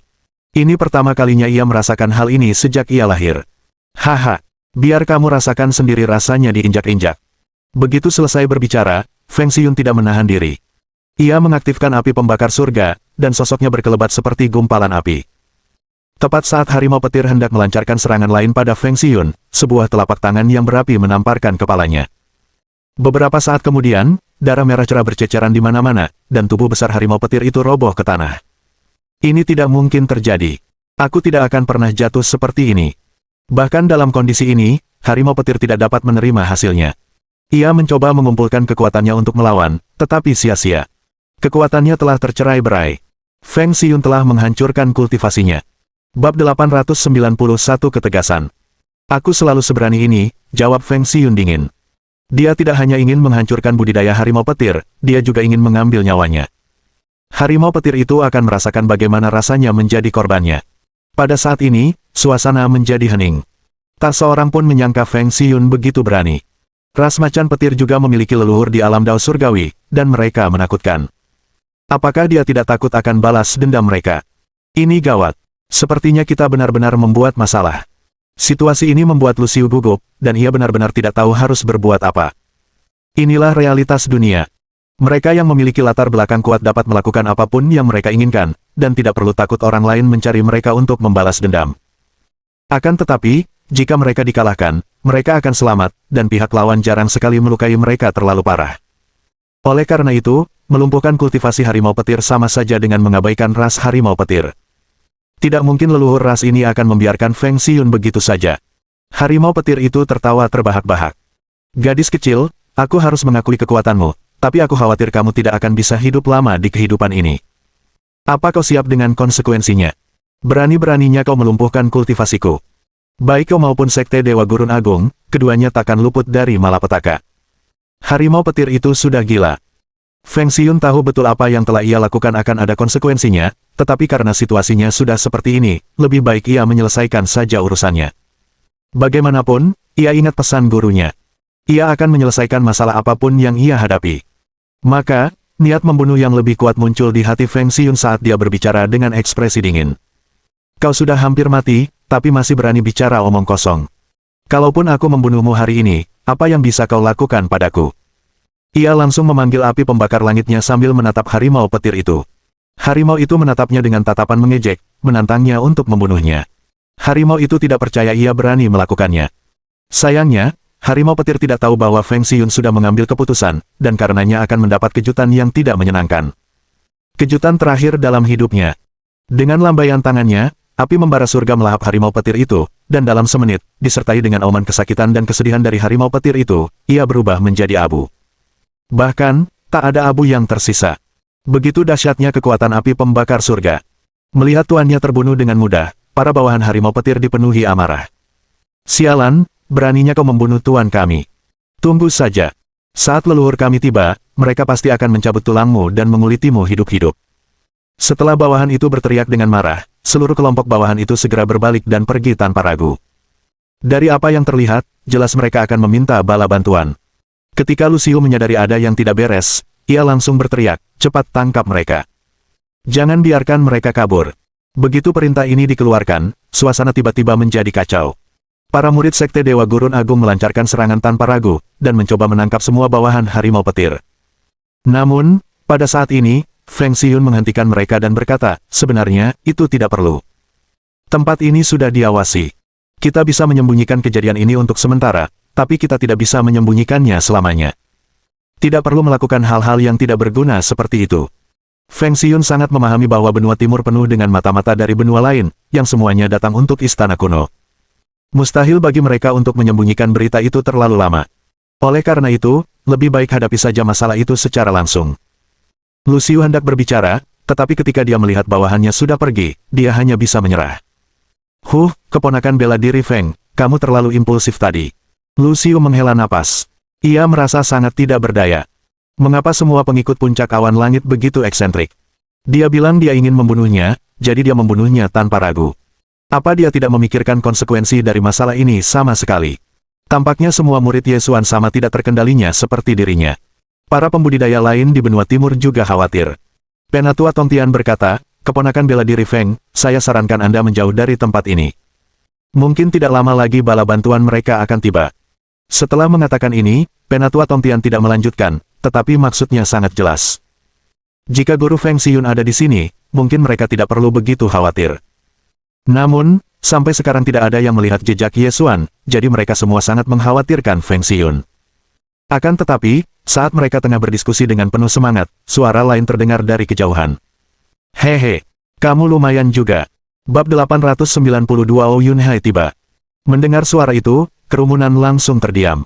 Semua orang mendongak dan melihat ke arah suara. Beberapa saat kemudian, seorang pemuda anggun berbaju biru muncul. Pria itu tersenyum percaya diri, membuat semua orang terkesima. Alam abadi yang tersegel. Orang suci dari Sekte Dewa Angin Surgawi, Ou Yunhai, sudah mencapai alam abadi yang tersegel. Saat ini, semua orang tahu bahwa situasinya telah berubah. Kehadiran seorang ahli alam abadi yang tersegel di sini membuat segalanya menjadi lebih rumit. Namun, mengapa dia ada di sini? Mata Ou Yunhai dipenuhi dengan ejekan saat dia menatap Feng Xiyun. Siapa kau sebenarnya? Feng Xiyun bertanya dengan gugup. Lagi pula, ia bisa dengan jelas merasakan bahwa orang di depannya sangat kuat. Aura yang dipancarkan lelaki ini terasa agak mirip dengan aura yang dirasakannya dari gurunya, jadi dia tahu bahwa lelaki itu adalah ahli alam abadi yang tersegel. Tanpa diduga, sebelum bala bantuan dari ras harimau petir muncul, seorang ahli alam abadi yang tersegel muncul secara tiba-tiba. Lagi pula, ahli ini jelas tidak ramah terhadapnya. Apakah kamu berbicara tentang aku? Ou Yunhai tersenyum dingin. Kenangan saat Ye Xuan mempermalukannya terlintas di benaknya, membangkitkan amarahnya. Hahaha, kamu tidak perlu tahu siapa aku, tapi ada satu hal yang harus kamu pahami, yaitu gurumu masih berutang budi padaku. Setelah mendengar ini, wajah pasukan Great Wilderness Divine Del berubah drastis. Sialan, orang ini ternyata punya dendam dengan tetua pedang kita. Kalau tidak salah, kita dalam masalah besar. Hanya paman bela diri Ye yang bisa menghadapi ahli yang begitu mengerikan. Bahkan jika kita menyerang bersama, itu tidak berguna. Paman Lu, apa yang harus kita lakukan sekarang? Suasana di tempat kejadian sangat hikmat. Semua orang ingin mendengar apa yang direncanakan Lu Xiu. Namun, ia bingung. Ia baru saja mencapai alam tertinggi, dan bahkan tidak mampu melawan Feng Xiyun, apalagi Ou Yunhai. Kali ini, kita dalam masalah. Yang tetap tenang adalah Feng Xiyun. Ketika ia mengetahui bahwa orang ini memiliki dendam terhadap gurunya, hatinya menjadi sangat tenang. Di saat kritis seperti itu, kegugupan tidak akan membantunya sama sekali. Malah, kegugupan akan membuatnya terpuruk. Justru karena itulah ia harus tetap tenang. Jika tidak, situasi ini mustahil untuk diselesaikan. Melihat mereka semua sudah tenang dan panik dalam diam, Ou Yunhai tertawa mengejek. Haha, tidak perlu terlalu cemas. Aku tidak akan merendahkan diri untuk berurusan dengan junior. Aku akan berurusan dengan Ye Xuan secara pribadi. Apapun yang terjadi, orang-orang dari 8 benua sedang memperhatikan. Jika dia benar-benar bertindak, dia akan dianggap tidak tahu malu. Orang-orang akan membicarakannya di belakangnya, mengatakan bahwa ia tidak dapat mengalahkan Ye Xuan, itulah sebabnya ia malah mengejar muridnya. Ou Yunhai masih memiliki reputasi yang harus dijaga. Mendengar hal ini, para kultivator Sekte Dewa Belantara Agung sedikit lega, tetapi kemudian segera diingatkan, meskipun aku tidak akan menyerangmu, kamu harus mulai memikirkan cara menghadapi orang itu. Orang itu. Semua orang bingung mendengar ini, tetapi beberapa saat kemudian, awan hitam bergulung muncul di cakrawala yang jauh, dan aura mengerikan menyapu Laut Timur. Dilihat dari auranya, jelaslah bahwa orang ini telah mencapai puncak alam kuno. Siapa sebenarnya ini? Apakah itu pemimpin klan Harimau Petir, San Hai? Pada saat ini, ekspresi semua orang berubah drastis. San Hai adalah pemimpin klan Macan Petir, dan juga ayah dari Macan Petir yang baru saja dibunuh Feng Xiyun. Dia datang begitu cepat. Setelah mengetahui identitas orang ini, hati Feng Xiyun sedikit bergetar. Sepertinya masalah terus berdatangan. Harimau Petir raksasa itu melayang di langit dan berteriak histeris, siapa yang membunuh anakku? Kalau kau punya nyali, tunjukkan dirimu. Begitu selesai berbicara, San Hai menyapukan tatapan dinginnya ke tanah di bawahnya. Kemanapun tatapannya tertuju, semua orang tanpa sadar menundukkan kepala, tak berani menatapnya. Hati San Hai sudah terbakar amarah. Ia hanya menghilang sesaat, tetapi ketika ia terbangun, ia menyadari bahwa putra kesayangannya telah tiada. Putranya ini adalah penerus yang dipilih oleh leluhur, dan harapan klan, namun dia malah terbunuh. Ia ingin mencabik-cabik pembunuhnya, tidak peduli siapa atau kekuatan apa yang mendukung pelakunya. Setelah mendengar raungan murka San Hai, Feng Xiyun mengabaikan nasihat Lu Xiu dan perlahan melangkah maju. Bab 893 Kesatuan. Setelah mendengar ini, tatapan membunuh San Hai langsung tertuju pada Feng Xiyun. Bagus, kamu punya nyali. Dari mana asalmu? Faksi mana yang begitu berani sampai berani bermusuhan dengan klan Macan Petir? Begitu dia selesai berbicara, aura Sanhai segera meletus, menyebabkan Feng Xiyun terhuyung mundur. Ia memaksakan diri untuk tetap berdiri. Meskipun punggungnya berkeringat deras, ia tetap bersikeras berbicara. Saya melakukannya, jadi saya berani mengakuinya. Aku murid Yesuan dari Sekte Dewa Gurun Agung, Feng Xiyun. Akulah yang membunuh putramu. Feng Xiyun tidak menunjukkan sedikit pun rasa takut. Pada saat ini, api amarah berkobar di hati Sanhai saat ia meraung histeris, sombong sekali. Tak peduli siapapun muridmu, aku akan mencabik-cabikmu dan membalaskan dendam putraku. Garis keturunan bangsawan kita tidak boleh dinodai oleh orang bodoh tak dikenal sepertimu. Bahkan jika gurumu Yesuan datang ke sini hari ini, aku akan membuatnya berlutut dan mengakui kesalahannya. Setelah mendengar kata-kata yang dipenuhi niat membunuh itu, Lucio menatap Feng Xiyun yang berdiri tegak di tengah semua itu. Tekadnya masih tak tergoyahkan menghadapi malapetaka yang akan datang. Ratusan tahun kultivasiku benar-benar sia-sia. Di saat kritis seperti ini, bagaimana mungkin aku membiarkan junior seperti dia menanggung semua kesalahan? Setelah mengatakan ini, tatapan Lucio berubah tegas. Sebelum berdiri, ia menghancurkan liontin giok dengan tangan kanannya, yang langsung mengirimkan kabar kembali ke puncak Yunkong. Lalu, Lucio berjalan ke sisi Feng Xiyun dan berkata dengan ekspresi dingin, Apa kau benar-benar berpikir kau sekuat itu? Putramu ingin membunuh kita, jadi kita membunuhnya. Sekarang, seorang ahli dari generasi senior sepertimu datang untuk membalas dendam. Sungguh menggelikan. Begitu ia selesai berbicara, suasana menjadi semakin tegang. Semua orang bisa merasakan badai yang sedang terjadi. Meski aura seorang ahli alam kuno puncak menekan mereka, tak satu pun kultivator dari Sekte Great Wilderness Divine mengambil langkah mundur. Mereka semua telah mengalami pertarungan dengan Meng Yu, yang jauh lebih mengerikan, jadi menghadapi tekanan sebesar ini masih bisa ditanggung. Setelah mendengar kata-kata ini, Feng Xiyun sedikit gemetar saat dia berbalik menatap Lucio. Dia benar-benar tidak menyangka bahwa di saat yang berbahaya seperti itu, dia akan dengan berani membelanya. Rencana awalnya adalah memikul sendiri seluruh tanggung jawab untuk menghindari keterlibatan sekte tersebut. Namun, kata-kata Lucio telah melibatkan sekte tersebut dalam masalah ini. Pada saat ini, suara lain terdengar. Lelucon apa ini? Apa yang mereka sebut garis keturunan bangsawan itu cuma klaim belaka. Jadi bagaimana kalau kita bunuh mereka? Sekte Agung Wilderness Divine kita tidak perlu repot-repot dengan hal-hal yang tidak berguna seperti itu. Pada saat ini, semua kultivator sekte mulai bersuara, mengabaikan bahaya yang mereka hadapi. Mereka sama sekali tidak menunjukkan rasa takut. Melihat ini, amarah Sanhai meluap. Ia diejek oleh semut-semut ini. Sungguh memalukan. Baiklah, kalian benar-benar sombong sekali. Sekte Dewa Gurun Agung. Faksi kecil sepertimu berani memprovokasi klanku. Bahkan jika Yesuan muncul, kalian semua akan mati. Begitu dia selesai berbicara, kilatan petir ilahi mengembun menjadi sangkar besar, menjebak semua kultivator sekte ilahi belantara besar. Tekanan spiritual Sanhai turun ke atas mereka, memaksa mereka menundukkan kepala, tetapi mereka tidak menyerah. Tampaknya pembantaian akan segera terjadi. Saya takut mereka akan mati di sini. Tetua Tongtian dan Cubatian saling bertukar pandang, merasakan kekaguman yang tulus. Di saat kritis ini, tak satu pun dari orang-orang dari Sekte Dewa Gurun Agung ini yang menyerah di bawah tekanan. Kesatuan ini sendiri patut dikagumi. Bahkan, mereka juga iri akan hal ini, dan berharap sekte mereka juga bersatu. Hehe, kenapa kau bersikap sombong di benua timur kami? Tetua Tongtian sudah mengambil keputusan. Ia mengeluarkan pedang kesayangannya dan mengarahkannya ke arah Sanhai dari kejauhan. Setelah melihat Penatua Tongtian mengacungkan pedangnya, pasukan lain di benua timur bangkit untuk bertindak dan bersiap bertempur. Sejak mereka tiba di Laut Timur, mereka dipandang rendah oleh para jenius dari benua lain. Mereka sudah muak. Feng Xiyun telah berbuat baik dengan menebas harimau petir yang sombong itu, jadi sekarang dia dalam masalah karenanya. Jika mereka mundur, mereka tidak akan berani menyebut diri mereka sebagai kultivator lagi. Hehe, klan Macan Petir. Mereka cuma sekelompok kucing besar, iya. Beraninya mereka menyebut diri mereka bangsawan. Konyol banget. Ras manusia memang luar biasa, jadi jangan bandingkan kami dengan binatang buas sepertimu. Apa sih yang membuatmu begitu sombong? Bab 894 Xiyun melawan Sanhai. Saat itu, semua orang dari benua timur bergabung dalam pesta. Mereka tak tahan lagi dengan harimau petir yang sombong ini. Namun, ribuan harimau petir tiba-tiba muncul di langit. Kalian hanya segerombolan semut, tapi berani menghina makhluk mulia seperti kami. Di antara kawanan harimau petir yang menyerbu, banyak pula yang sudah mencapai alam penguasa mistik. Pada saat ini, pertempuran besar hendak terjadi, tetapi tatapan San Hai masih tertuju pada Feng Xiyun. Hari ini, tidak ada seorang pun yang dapat menyelamatkanmu dari kematian. Kata-kata San Hai dipenuhi dengan niat membunuh. Setelah mengatakan ini, dia langsung menyerang Feng Xiyun. Ekspresi Feng Xiyun saat ini sangat serius.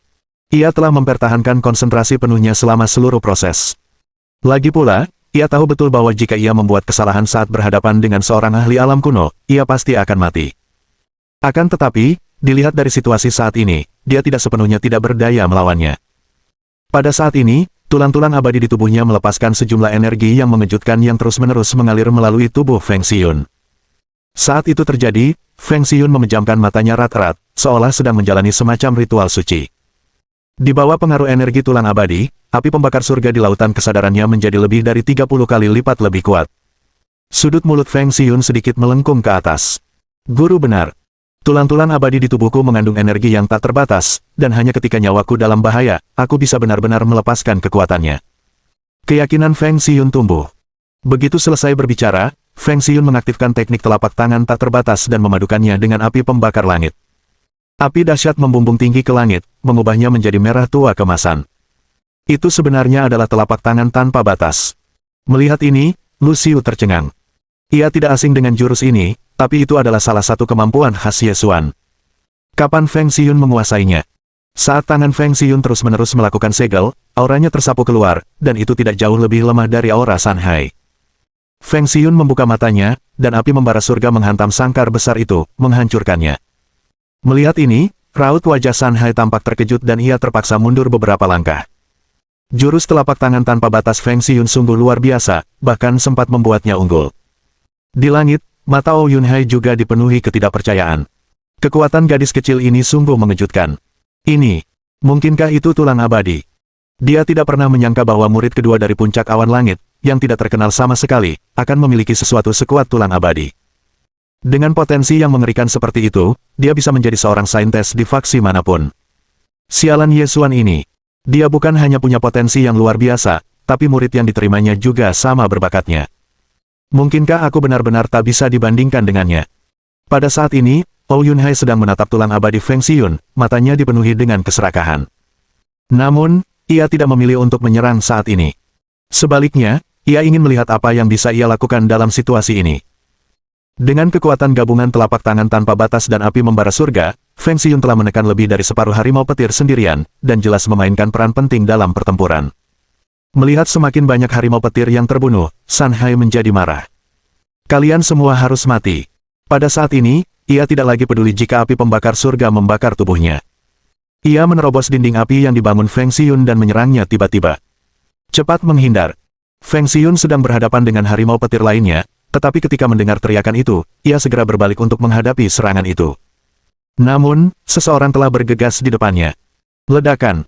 Dengan suara teredam, Lu Xiu langsung jatuh dari langit dan mendarat di tanah. Sulit untuk memastikan apakah ia masih hidup atau sudah mati. Paman bela diri Lu. Setelah melihat ini, mata Feng Xiyun langsung memerah. Api yang dahsyat meletus, dan tubuhnya mulai berdenyut dengan kekuatan. Dasar orang tua bangka.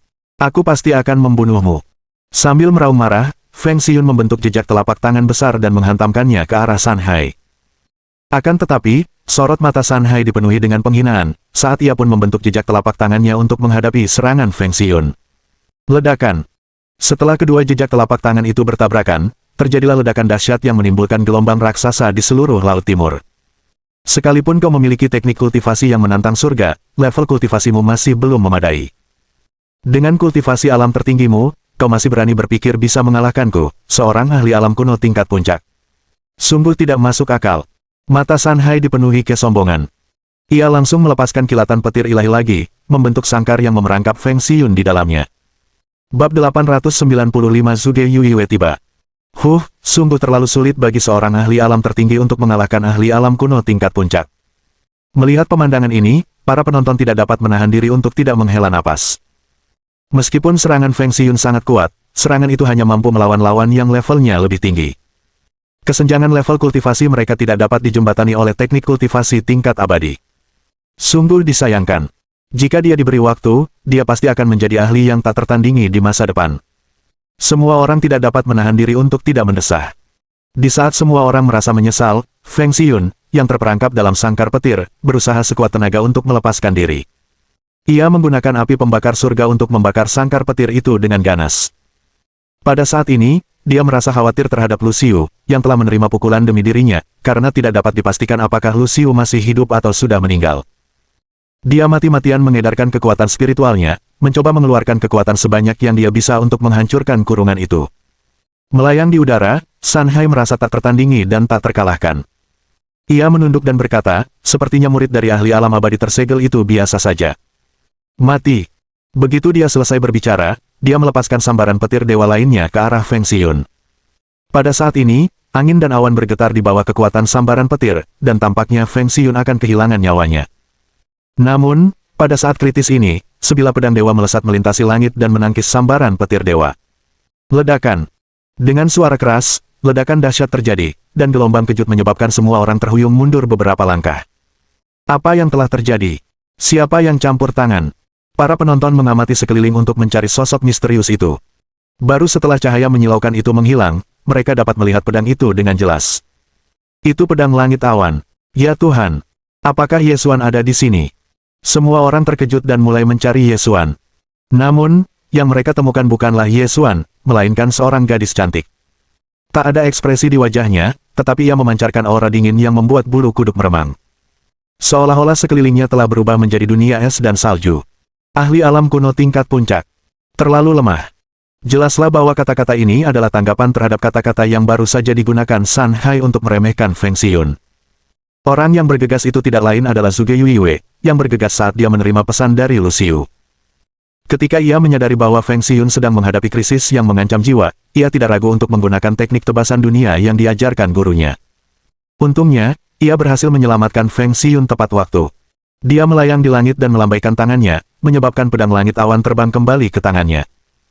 Pada saat ini, Zhuge Yuiwei menatap sekeliling medan perang dengan tatapan dingin, dan segera melepaskan aura alam tertingginya yang kuat, yang jauh lebih kuat dari Feng Xiun. Matanya dipenuhi dengan niat membunuh. Saat itu, semua orang tercengang. Mereka tak percaya apa yang mereka lihat. Yesuan, dia benar-benar memiliki dua murid alam tertinggi. Ya ampun. Ini sungguh luar biasa. Sepertinya kedua muridnya juga punya tulang abadi. Benarkah itu? Setelah Zhuge Yuiwei mulai melepaskan auranya, semua orang mulai menggigil karena kedinginan, dan banyak orang menarik pakaian mereka lebih erat. Zhuge Yuiwei terkenal sebagai jenius nomor satu di generasi muda benua timur. Kini, jelaslah bahwa ia telah membuktikan reputasinya. Terlebih lagi, ia mewarisi ilmu pedang Dao dari gurunya. Mungkinkah ini pengulangan pertempuran ajaib Yesuan dulu? Akankah dia mampu mengalahkannya? Saat itu, semua orang bergidik kegirangan. Mereka menyaksikannya perlahan mendekati Sanhai. Pada saat ini, Sanhai dipenuhi amarah.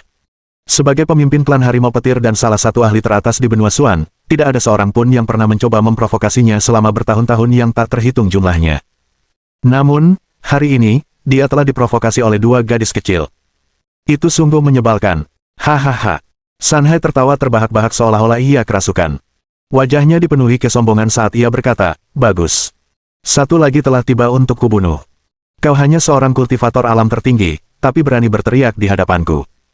Hari ini, aku akan membunuh kalian semua, semut-semut. Hahaha, bahkan jika gurumu datang sendiri, dia tidak akan bisa menyelamatkanmu. Makan ini, raung Sanhai dengan ganas. Kemudian, sambaran petir ilahi berwarna merah darah dilepaskan, seolah membelah langit. Ia meletus dengan kekuatan penuh seorang ahli alam kuno tingkat puncak, tanpa menahan apapun. Zhuge Yuiwei mengerutkan kening ketika merasakan kekuatan yang luar biasa itu. Ini pertama kalinya dia menghadapi musuh sekuat itu, jadi dia merasa sedikit gugup. Bab 896 satu lagi untuk buku sejarah. Namun, ini bukan saatnya untuk mundur.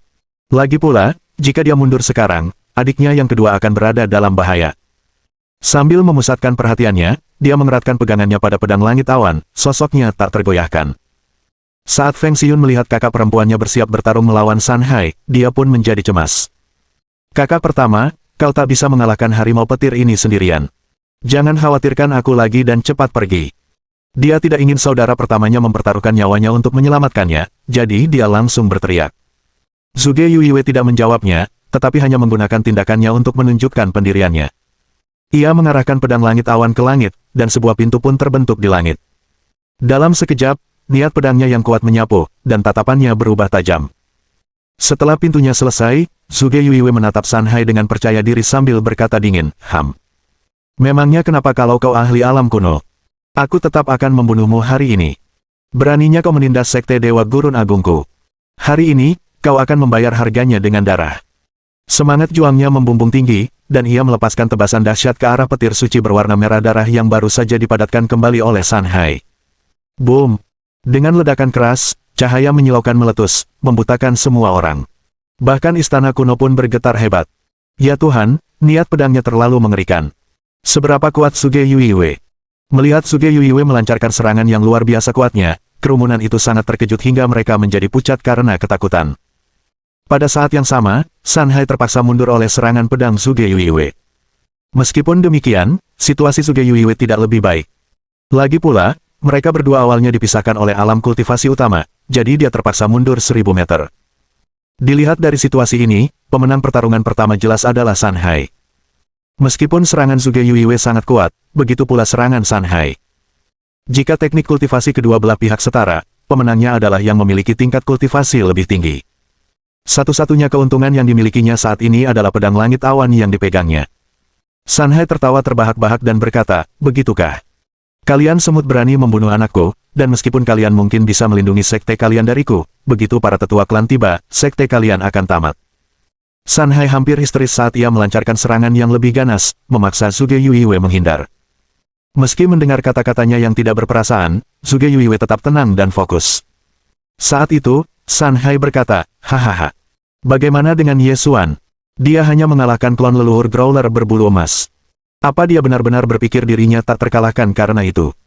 Tahukah kau bahwa nenek moyang para penggerutu berbulu emas itu hanyalah sampah di hadapan nenek moyang harimau petir kita? Mendengar ini, Zhuge Yuiwei langsung meledak marah saat niat pedangnya mulai mengembun. Tidak seorang pun boleh menghina gurunya. Tidak seorang pun. Dasar orang tua. Kau pasti akan menyesali kata-katamu yang ceroboh. Dia mengangkat pedang langit awan dan melepaskan tebasan yang dipenuhi dengan niat pedang dinginnya. Pada saat ini, separuh laut timur tampak membeku lalu terbelah. Bahkan, langit pun tampak terbelah. Aura penghancur yang kuat mendatangkan malapetaka di sekitarnya, menyebabkan semua orang panik. Mungkinkah ini kekuatan suci tingkat abadi? Kerumunan orang tak percaya apa yang mereka lihat. Serangan dahsyat ini setara dengan serangan penuh seorang ahli alam kuno. Pada saat ini, Zhuge Yuiwei benar-benar marah, jadi dia segera melepaskan teknik Wolf Slash. Ini tidak mungkin terjadi. Setelah merasakan serangan dahsyat itu menembus tubuhnya, San Hai tak percaya. Ia tak percaya Zhuge Yuiwei benar-benar bisa menebasnya. Dia adalah pakar alam kuno tingkat puncak, dan dianggap sebagai salah satu pakar teratas di benua Xuan. Mata San Hai dipenuhi rasa tak percaya bahkan saat ia sekarat. Tatapannya tetap terpaku pada Zhuge Yuiwei, yang langsung menyimpan pedang langit awan dan meninggalkan kata-kata perpisahannya. Seorang ahli alam kuno tingkat puncak bukanlah sesuatu yang istimewa, bagaimanapun juga. Setelah mendengar kata-kata ini, San Hai memuntahkan seteguk darah dan mati. Darahnya mewarnai laut timur menjadi merah, dan jasadnya tenggelam ke dasar laut. Ya Tuhan, sungguh tragis, dia mengejeknya tepat sebelum dia meninggal, tapi aku menyukainya. Ini sungguh mengejutkan. Aku tidak menyangka dia akan mengikuti jejak pedang abadi Ye dan membunuh seorang ahli yang jauh di atas dirinya. Ya Tuhan, keajaiban lain telah terjadi. Seorang ahli alam agung membunuh seorang ahli alam kuno. Ini adalah sesuatu yang dapat dicatat dalam catatan sejarah. Apakah semua orang dari puncak awan langit begitu menantang surga? Semua orang berdiskusi dengan penuh semangat tentang apa yang baru saja mereka lihat. Saat itu, ada yang sangat gembira, sementara yang lain sangat khawatir. Bab 897 turun. Jika sebelumnya Zhuge Yuiwei hanya terkenal di benua timur, kini ia ditakdirkan untuk terkenal di seluruh 8 benua. Dia akan diakui sebagai seorang jenius ulung, tidak kalah dengan binatang dewa kuno yang memiliki garis keturunan berharga. Di langit, Ou Yunhai, yang telah menyaksikan seluruh situasi itu, memiliki tatapan dingin di matanya saat dia mencibir. Ini menarik. Mungkinkah dia Ye Xuan berikutnya? Dia tidak hanya memiliki tulang abadi, tetapi juga memiliki kekuatan ilahi ofensif yang sangat kuat. Jika tidak ada hal tak terduga yang terjadi, dia pasti bisa menembus ke alam abadi yang tersegel. Sayangnya, setelah kematian San Hai, klan macan petir di dunia Dao Surgawi pasti akan bertindak. Sekte Dewa Gurun Agung mungkin sudah tamat kali ini. Dia semakin menantikan apa yang akan terjadi selanjutnya. Tak peduli apapun, klan harimau petir jauh lebih unggul daripada klan Growler berbulu emas, karena mereka memiliki garis keturunan harimau putih kuno, yang merupakan binatang dewa. Harimau putih purba begitu kuat sehingga mungkin bisa menghancurkan kedelapan benua hanya dengan satu tarikan napas. Klan-klan dengan garis keturunan bangsawan ini tidak hanya kuat di delapan benua, tetapi mereka juga memiliki kekuatan yang sangat besar di dunia Dao Surgawi, jadi saat mereka dibunuh oleh orang lain, leluhur dan pendahulu mereka pasti akan mengambil tindakan. Tidak seorang pun sanggup menanggung akibatnya, jadi sebagian besar membiarkan keturunan bangsawan lolos begitu saja. Benar saja, Oh Yunhai benar.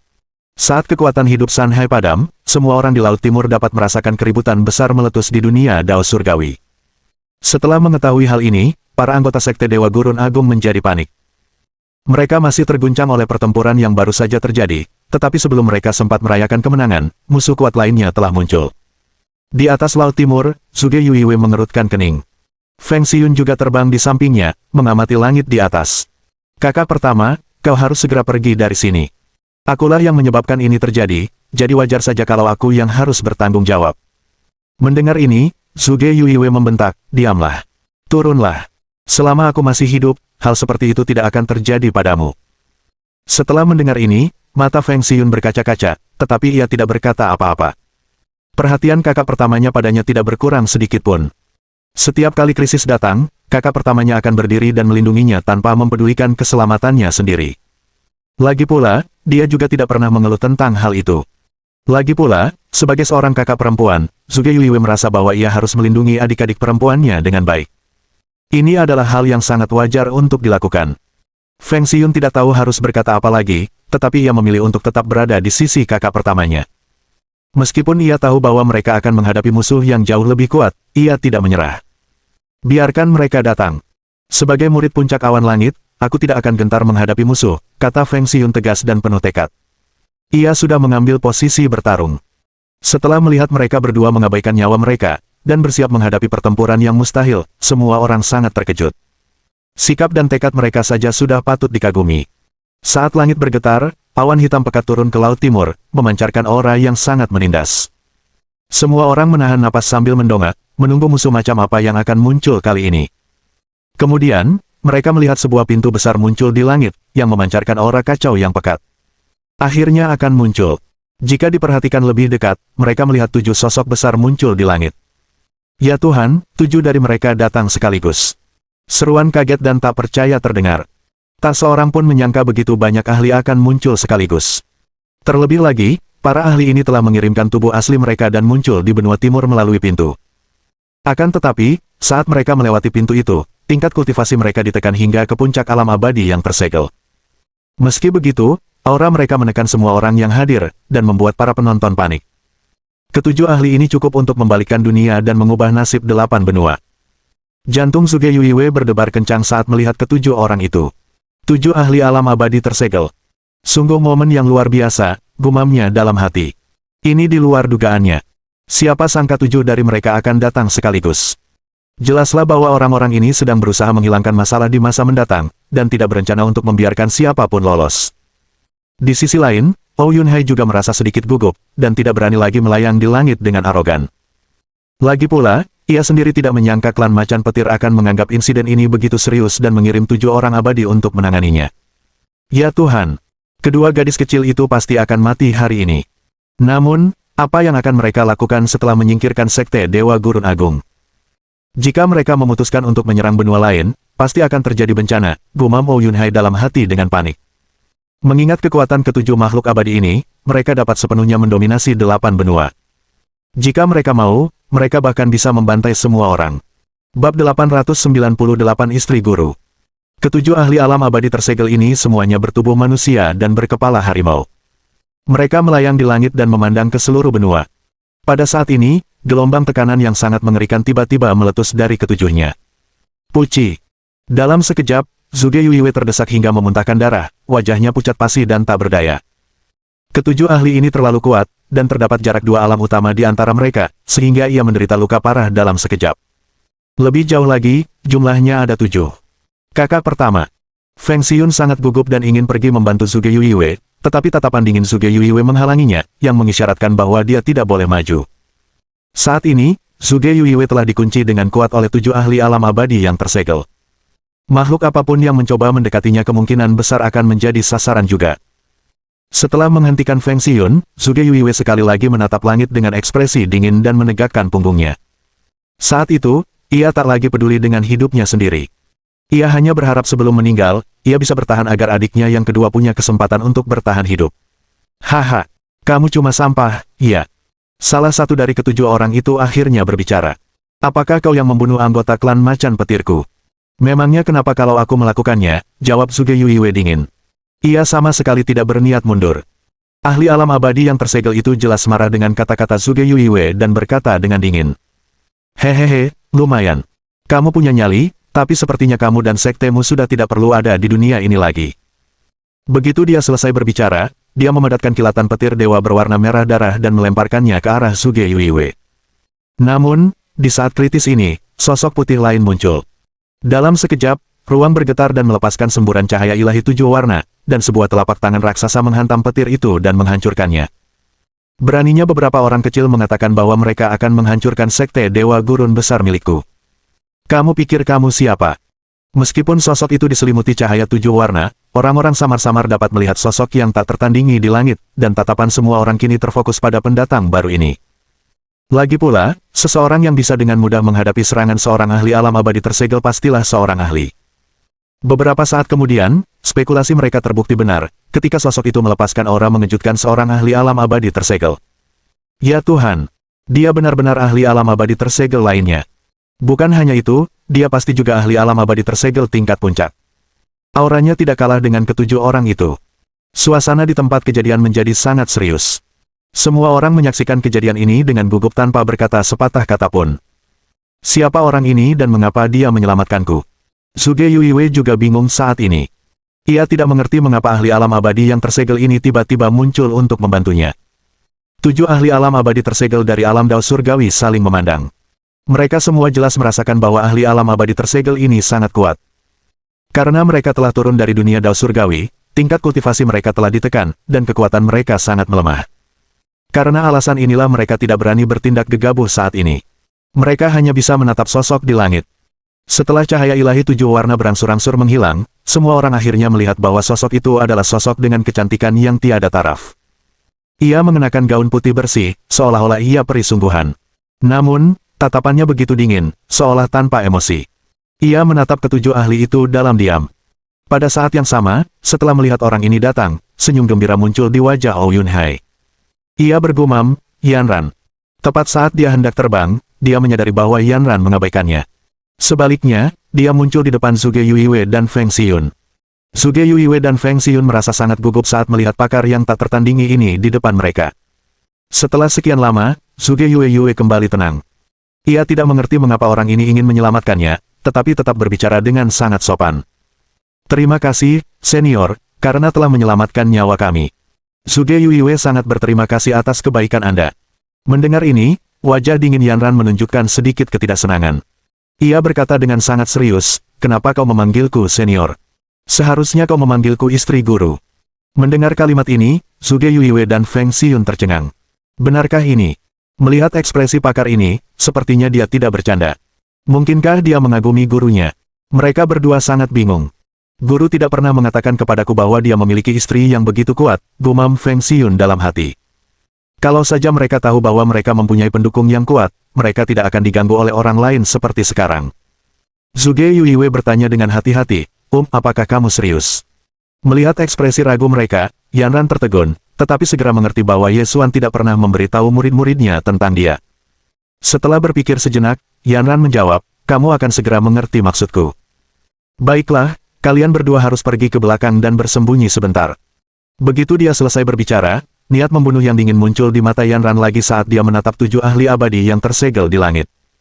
Bab 899 1 lawan 6. Kalian 7 sampah, cepatlah dan lakukanlah.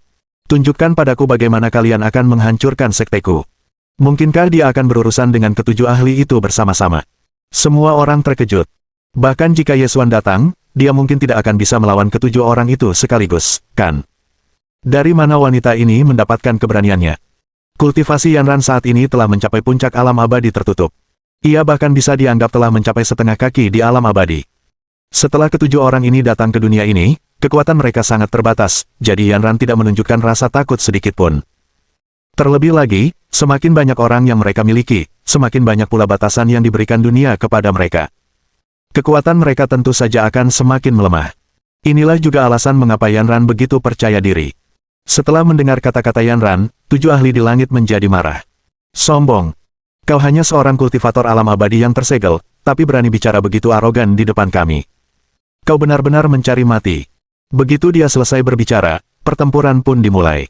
Salah satu dari ketujuh orang itu segera melancarkan serangan, memicu petir ilahi tak berujung di langit yang mencoba menyerang Yanran.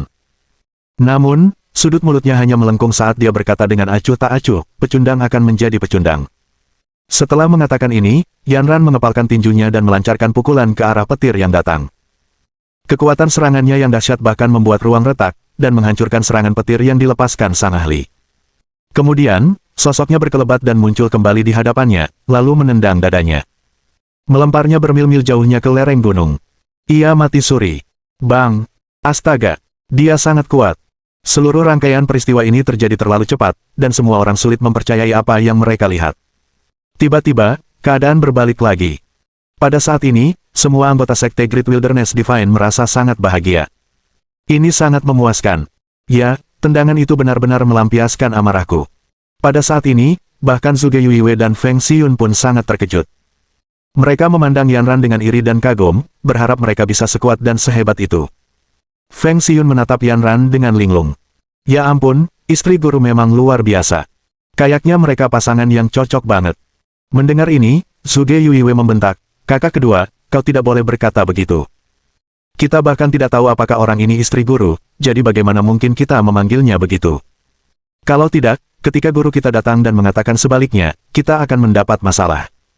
Feng Xiun tidak terlalu memikirkannya dan berkata, tidak masalah. Aku sudah mengakuinya.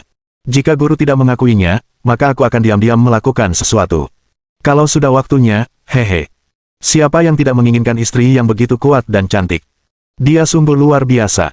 Melihat adik perempuannya yang kedua telah tersihir oleh ahli yang tak tertandingi ini, Zhuge Yuiwei sudah putus asa. Namun, setelah memikirkannya matang-matang, sudut mulutnya tetap mengerut. Jika wanita ini benar-benar istri gurunya, bukankah puncak awan langit akan memiliki ahli alam abadi tersegel lainnya? Ini akan menjadi hal yang luar biasa. Pada saat itu, mereka berdua juga akan bisa menjelajahi dunia dengan bebas, dan tidak ada yang berani memprovokasi mereka di masa depan. Brengsek. Saat itu, ketika keenam orang lainnya melihat apa yang terjadi, mereka menjadi marah. Sang pemimpin menatap tajam ke arah Yanran. Siapa kau sebenarnya? Berani-beraninya kau menyerang klanku. Mungkinkah kau tidak ingin hidup? Setelah mendengar kata-kata ini, ekspresi Yanran masih sangat acuh tak acuh. Katanya, banyak bicara. Serang sekarang. Klan Macan Petir. Haha, kalian cuma sampah, sekelompok sampah budak. Beraninya kalian datang ke 8 benua untuk membuat masalah. Setelah mendengar kata-kata Yanran, sang pemimpin menjadi sangat marah hingga wajahnya tampak seperti berasap. Seolah-olah Yanran telah tepat sasaran. Namun, Yanran tidak berhenti di situ.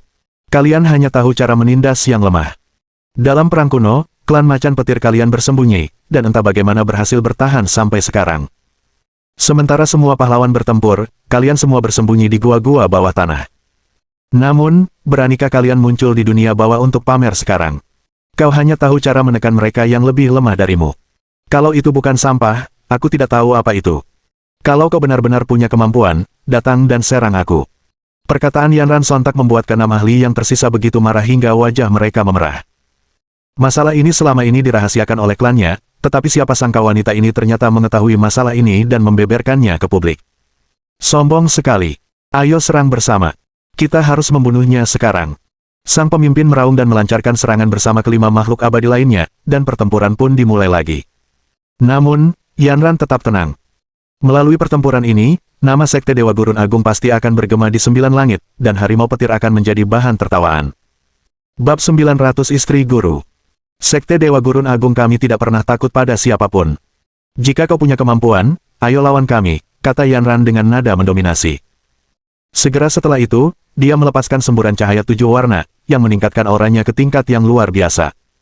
Saat ini, Yanran sudah mengaktifkan teknik Desolate Agung dengan kekuatan penuh. Setelah mewarisi warisan sang saintes, ia menguasai esensi dan penggunaan kekuatan suci ini. Teknik Great Desolate yang dia gunakan sebanding dengan kekuatan suci tingkat abadi. Melihat ini, para kultivator sekte terkejut. Mereka telah melihat Aolei menggunakan kekuatan suci ini, tetapi dibandingkan dengan kekuatan yang dilepaskan Yanran, kekuatannya bagaikan siang dan malam.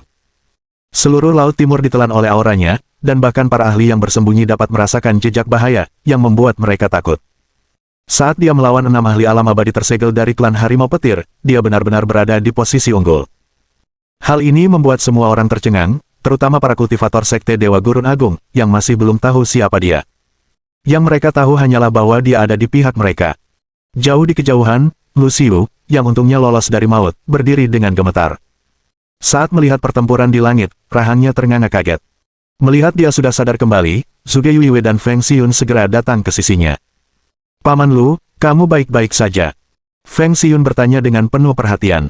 Lagi pula, Paman Lu telah menangkis serangan yang mengancam jiwanya. Untuk itu, dia sangat berterima kasih. Haha, tidak ada yang serius. Meskipun tertawa terbahak-bahak, Lu Xiu tidak dapat menahan batuk beberapa kali. Meskipun ia mengaku baik-baik saja, ia sudah menderita luka serius. Bahkan beberapa tulangnya patah. Jika bukan karena tekadnya yang luar biasa, dia mungkin sudah bertemu Raja Neraka. Zhuge Yuiwei sudah menyadari kondisinya dan tanpa ragu mengeluarkan pil. "Paman Lu, pil ini akan membantumu pulih, minumlah." Ketika Lu Xiu melihat Zhuge Yuiwei memberinya pil berharga, ia sangat terkejut dan segera berkata, "Astaga. Keponakan bela diri Zhuge, tidak perlu begitu. Bagaimana mungkin aku bisa menggunakan pil langka seperti itu?" Mendengar ini, Zhuge Yuiwei berkata dengan sedih, "Paman Lu, situasi saat ini mendesak, jadi jangan repot-repot dengan hal-hal seperti itu. Itu cuma pil. Nggak ada apa-apanya dibanding kamu yang udah nyelamatin nyawa Xiun." Lu Xiu tertawa terbahak-bahak. Lalu ia berkata, "Aku sudah berumur panjang, tapi kalian berdua berbeda. Kalian berdua masih punya masa depan yang cerah. Bahkan jika aku harus menukar hidupku dengan hidupmu, itu sepadan." Mendengar hal ini, banyak murid Sekte Great Wilderness Divine sangat tersentuh, dan menatap Lu Xiu dengan lebih hormat. "Paman bela diri Lu." Hati Feng Xiun bergetar, tetapi dia tetap bersikeras. "Cepat minum pil ini. Situasi saat ini kritis, dan kami membutuhkan kepemimpinan Anda untuk menangani situasi ini." Setelah mendengar ini, Lu Xiu masih sedikit ragu. Ia berbalik dan menatap murid-murid di belakangnya, sebelum akhirnya berkata, "Baiklah kalau begitu." Kemudian, dia mengambil pil dari Zhuge Yuiwei dan meminumnya. Beberapa saat kemudian, sejumlah besar energi mengalir ke dalam tubuhnya, dan kekuatan obat pil mulai bekerja secara ajaib pada luka-lukanya. Kemudian, luka-lukanya pulih dengan kecepatan yang terlihat oleh mata telanjang. Melihat efek yang begitu mengerikan, Lu Xiu sangat terkejut dan berkata dengan linglung, "Aku tidak menyangka pil sekuat itu ada di dunia kita." "Keponakan bela diri Zhuge, siapa yang memurnikan pil ini?" Feng Xiun segera bergegas menjawab, "Hehe, tentu saja itu disempurnakan oleh guru kami." "Aku mengerti. Masuk akal." Meskipun Lu Xiu sangat terkejut, setelah memikirkannya, ia merasa hal ini wajar saja. Kekaguman pada Ye Xuan pun meningkat pesat. Dengan pil ajaib seperti itu, tidak mengherankan jika dia tidak pernah mengalami kekalahan sejak debutnya. Ia kembali menatap pertempuran di langit.